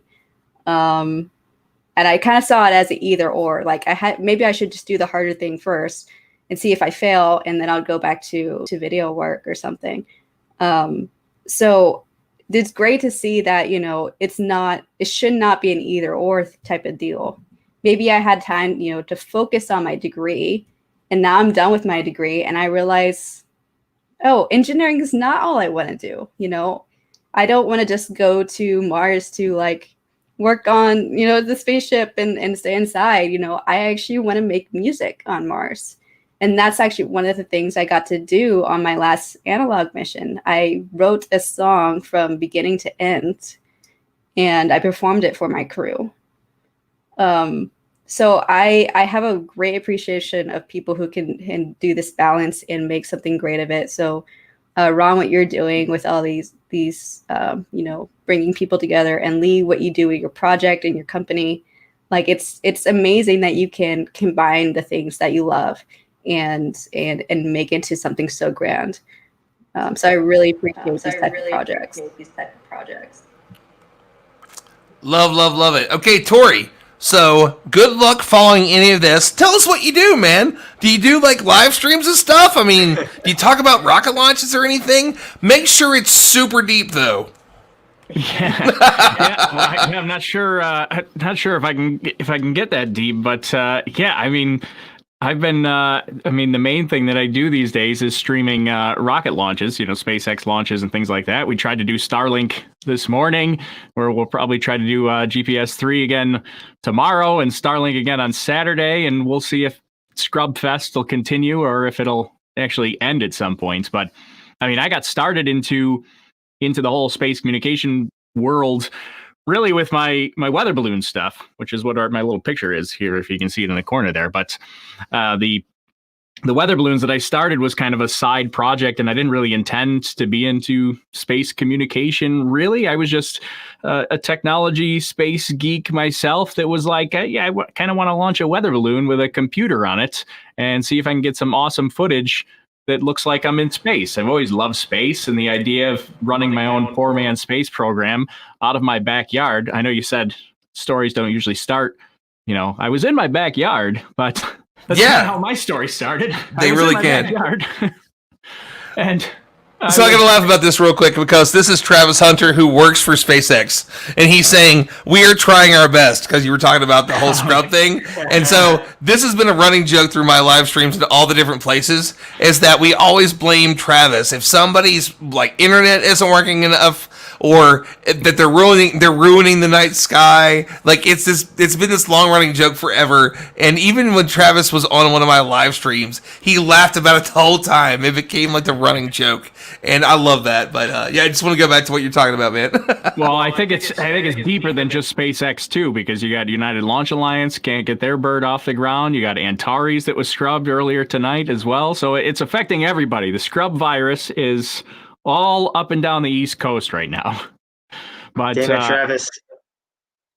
Yeah, so I guess my weather balloon stuff started as kind of a personal project, and I got to the point where I was doing it enough, and some people wanted help with it, so they were asking me advice and things like this. And I remember at one point, after the first year that I did it, I got an adult that was in their mid 40s or something like that wanted to do a weather balloon project, wanted to help their kid do it and get them into it. And he sent me an email and was like, "Oh, thank you so much for helping me do this. And thanks for giving me all the information." And he said, "I didn't know science projects could be so much fun." And like that one line there kind of stuck with me, because I was like, well, how could you not know this? Like, of course science projects are fun. But I just realized that these real world projects are the stuff that I loved. And the more I got into it, the more I wanted to share my passion with doing some of these science projects. And I kind of made the connection with doing rocket launches with the fact that the engineering for launching weather balloons is very similar to rocket launches on a much tinier scale. Obviously, we're not launching rockets, but it's the same kind of concept in that, when I let it go in T0, there's no undo button. Like, everything's got to work. The computer's got to work. Everything's got to work on it. And all the engineering we put into it has to work. Otherwise, I'm going to lose about $1,000 worth of equipment. No rocket, but that's expensive for me. Yeah. So, yeah, I mean, that's kind of where we made the crossover into rockets. And the more I got into the rocket stuff, people were coming up to me and saying like, "Oh, you made it so much fun. Like, I didn't know any of this kind of stuff." And like, people were just having fun. And I remember in my earlier videos that I was doing, like, I was very self-conscious. I still am kind of, but I talked much quieter, and I was kind of embarrassed to be this into science and be this excited for space flight and things like that. And I don't know, at one point I just went, this is silly. Why am I embarrassed by this? This is fun. This is cool. And I think by me being enthusiastic, at least this is what I tell myself, is me being enthusiastic helps normalize it for other people to say like, yeah, oh, actually science can be kind of a cool thing. Like, this is not something to be like embarrassed about, that you're into science. And that was something that I always felt embarrassed as a kid being into science, because it was kind of a nerdy thing and it wasn't the cool thing to do. And, nowadays it's kind of a role reversal. I mean, I remember people and friends that I used to have as a kid are now watching my stuff on my channel, sending me messages saying like, "Oh, that's so awesome. That's cool. I loved watching your stuff the other day." And it blows my mind to this day. So I kind of accidentally got into this realm, but now that I'm into it, I'm having so much fun with it and just sharing and being what I feel like is my actual personality and self, and how I'm so into space flights. And now I can, all my people that are into this as well are with me on my channel, and I say silly things and stumble over my words, and they don't care. They're still with me. So I'm having fun with it. And that's kind of what I do.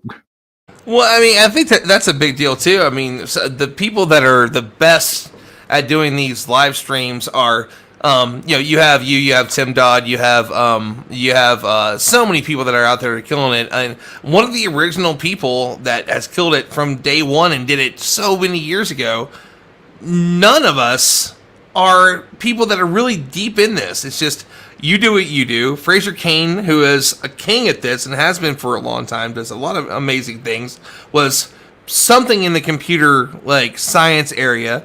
There was Tim, who was doing photography and other things and did it for fun, and he does that. I mean, there's a lot of that. It's just, there's a bunch of on the other side of it is like, there's a bunch of the goofball nerdy white kids that got screwed with for this, that are just like, oh, I get to talk about this now, and now you get to be the cool person. Everyone loves that. And there's that side too. Of course, there is pieces everywhere. There's so many different pieces to this that there was a lot of us that were told not to love science, and now geek is chic. If you would have told me when I was 15, 16 years old, when I was picked on for being into martial arts, reading comic books, like into science and all this stuff, I would have laughed at you that these are the biggest things in the world right now. The new Jurassic Park that's coming out will be terrible, and it will make $1 billion. Go back and read the original books; they're so much better. But I mean, that's kind of the whole thing, is that now we get to say that this is the thing, that it's the huge thing. And even Elon is not. He's a billionaire and weird. So is Jeff. The only person that's somewhat cool is Richard Branson. Almost everybody else is kind of somewhat strange and awkward, and there's no one that's really the real deal. We talk about the fact that Elon is the real Tony Stark.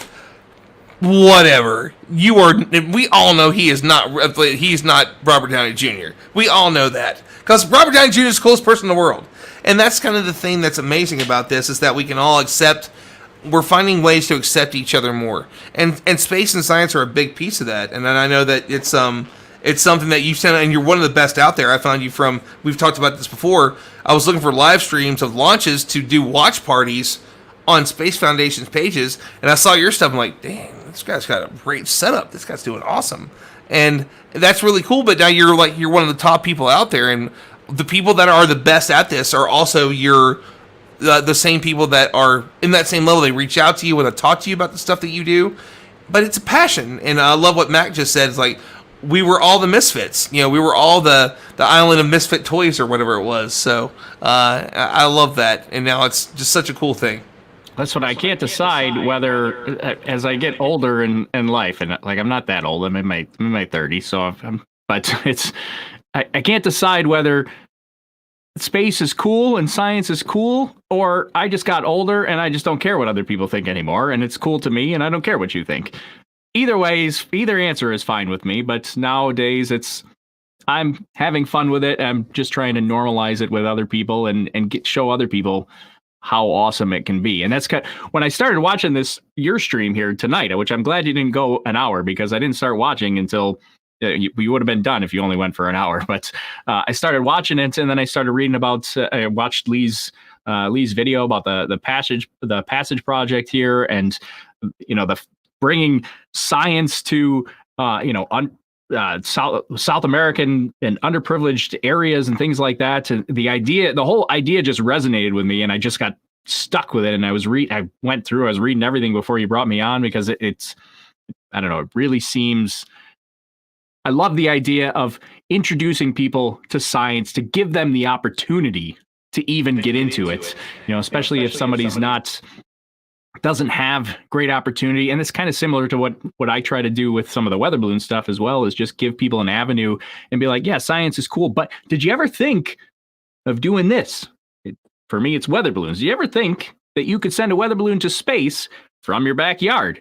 And people are like, oh, I could do that? I'm like, yeah, you could do it yourself. There's nothing stopping you. Just start right now. You could do it. And all of a sudden, people are doing home science projects. And I kind of like that passage is similar to that. Maybe not so much that it's into weather balloons, but it's going to expose people to so many opportunities when it comes to science, and just give them that opportunity to find their own passions. And I mean, that's a big thing. We're not talking about it's not like Lee is rich when he buys a plane. I mean, he talked about it a little bit earlier when this came together, of just all the things that, how many people here are either, one, they paid for their college classes, two, they're in debt forever, or three, it's all sitting at home, spending hours that you could be doing other things to make yourself better at this. It's not like anybody paid for my microphone. Well, somebody did pay for my camera, but that was years of work before somebody said, you did such an awesome job, we'll buy you your new awesome camera. Or your lights. I mean, I'm in a room that's it's my spare bedroom. It ain't that big. If I were to turn this around, you're going to see the sliding door on the closet. This is not a big deal. Most people, some of the biggest YouTubers, some of the biggest science communicators started with what they had. And that's the whole point, is that you can start anywhere and make something from that if you care about it. And the biggest thing in the world you can find is find your passion. Try everything you can until you find it, because once you find it, you will never be able to let it go. Carl mentions when you're in love, you want to tell the world, and that's the biggest thing in the world. I didn't have a choice in this. Once I watched that first 15 minutes and Neil got to the end of that, where he talked about, he's like, well, the impersonation I did earlier, and then he goes, but there's also the idea that this might be just one bubble in a countless ocean of bubbles, countless worlds and universes and all this. And it went to a commercial for what I could have been watching could have been The Simpsons, that I've watched since I was 7. And what had I not been hungover, had I not decided to watch this thing that looked pretty, I wouldn't be here now. The thing that had screwed up my life forever was TV, and now this is the cool thing I get to do. That's a mind-blowing thing, that there's an opportunity out there for you, and you might not ever be ready for it. And when it comes to get you, do not ignore it. And Lee, you are a perfect example of that and what you've used from this. I mean, it's been a passion for you for so long to be an astronaut, to do all these things. And we don't have too much time left, so I want to go to you about this as we talk about what this project can be. I'm hoping that we're close to 10,000 tonight, but we're still $1,500 plus ahead of what we thought we would be. So let's talk about this a little bit more. I want to go to Peyton one more time before we wrap up too. But let's talk a little bit about how much closer we are tonight. We've gained like another 20-25% of what we were 3.5 hours ago. Yeah, it's unbelievable. And this project, I guess, resonates with a lot of people because maybe they saw themselves in what we're trying to do. And it really is about lifting each other up and continuing what the science communicators and people in science before us started. And we want to create a better community for space and science and the respective environments that we are involved in online and in the real world. And we're really, really close to $10,000 now on the fundraiser. Let me just check right now where we're at. Yeah, we're still at $9,221. That's $779 away from 10K. So anything helps, guys. If we can hit $10,000 before we log off by some miracle. Mac, we're talking to you. Mac, get out of the hot tub. Mac, get out of the hot tub and do your thing. You know you're ready, man. Mac. This is when everybody comes in. Mac. But anyway, I also want to point out that Snyder. We were talking earlier about us kind of like Ron was saying, we're finding our avenue and finding where we fit in. And once you find it, you stick with it. And I think for Ron, that's being the Jimmy Fallon of the space industry. And Ron, I don't know if you can put that picture up, but it is hilarious. I'm trying really hard not to crack up. Is there a way you can put that up, Ron? Give me just a minute. Hold on. Put it Snyder up. It's ridiculous. Donated his time and effort. It's so ridiculous. Quite beautiful. That's gonna stick with me in my dreams. You'll see in a second, guys. One second here. Oh my God, this is ridiculous. But let's go with. Cool. You should all be able to see it now. The Jimmy Fallon of the space industry. What is Emily even wearing? Because it's me and it Emily. Like a Victorian dress. Let's. In pink. Oh, there you go.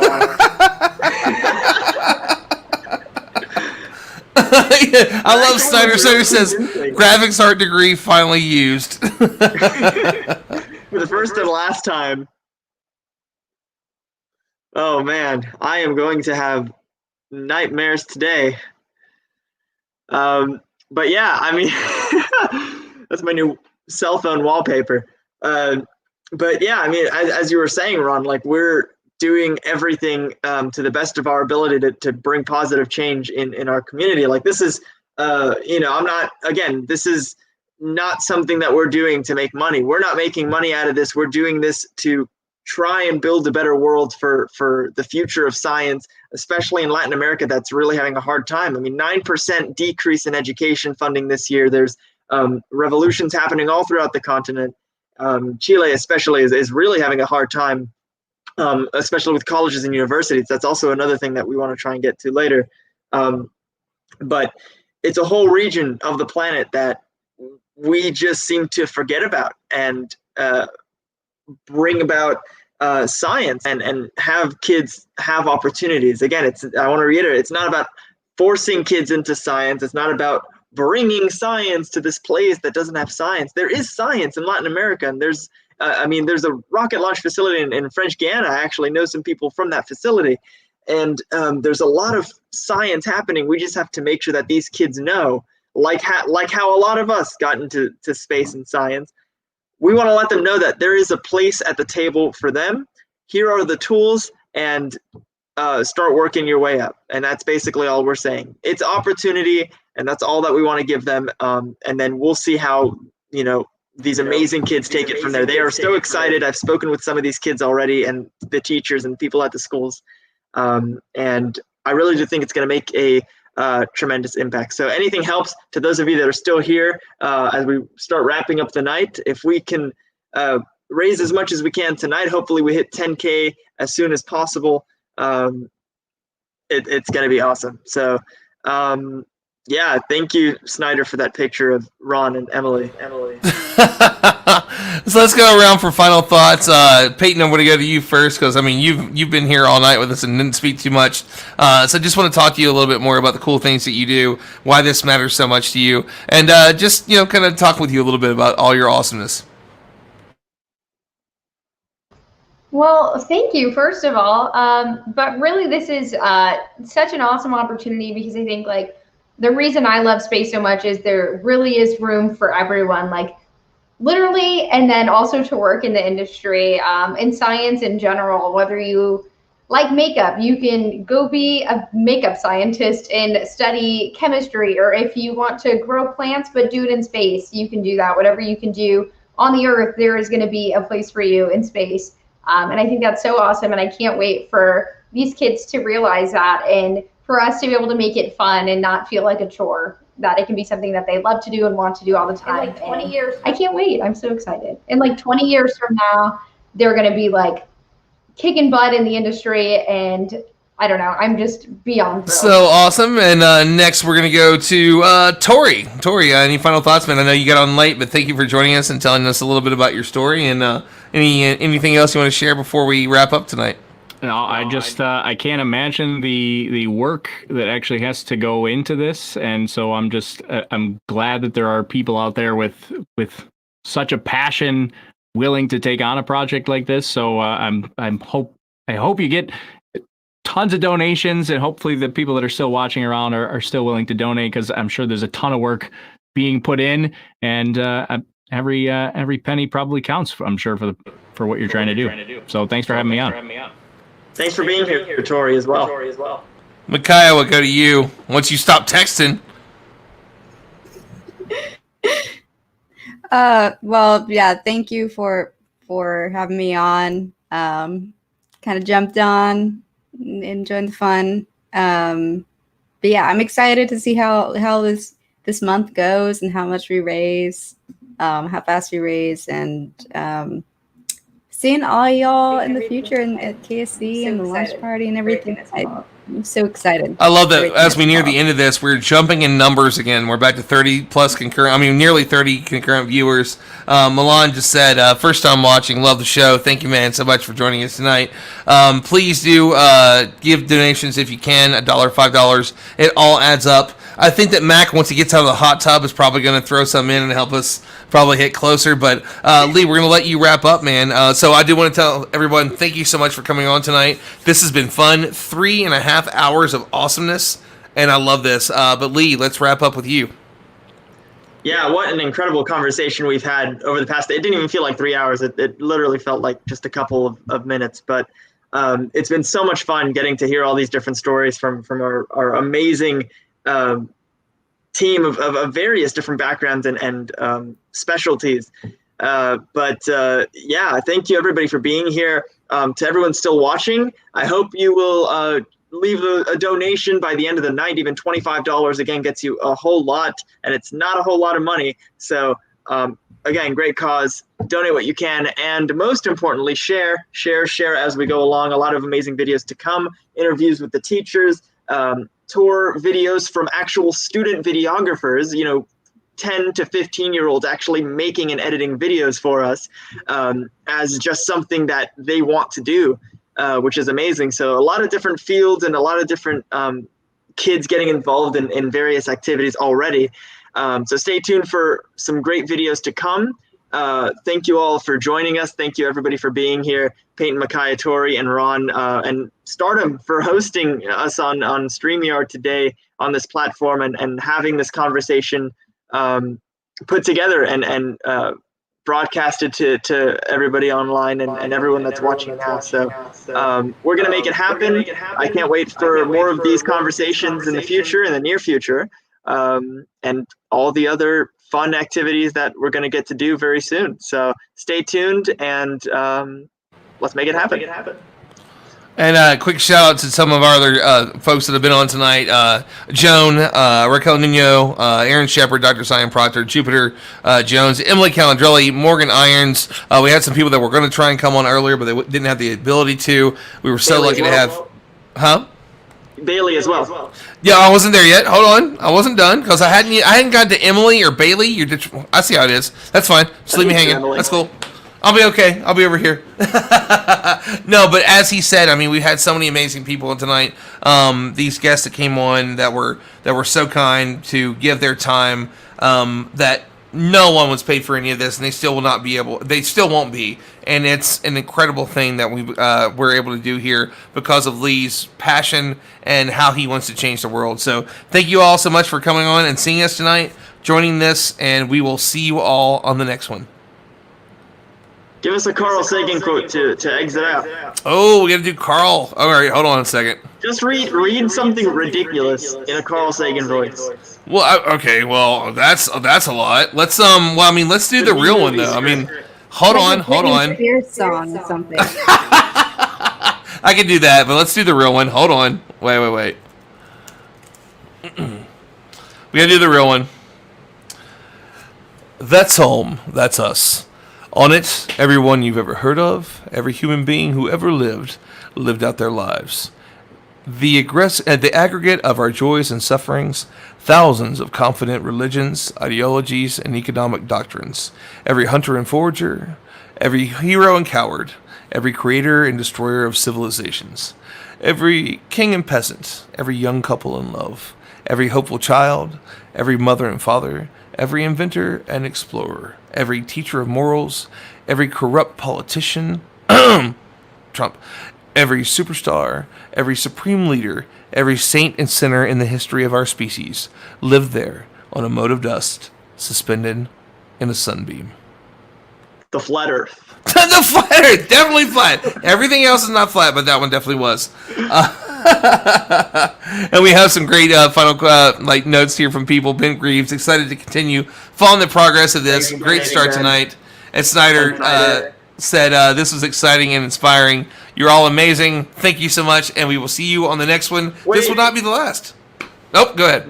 One more donation, $100 from Mary Harper. Thank you so much, Mary, for closing us out tonight. Oh, Mary Harper, I love Mary. She's a good friend. Awesome. Thank you so much, Mary, and thank you to everybody who donated. What a great conversation, and we will do this very, very soon.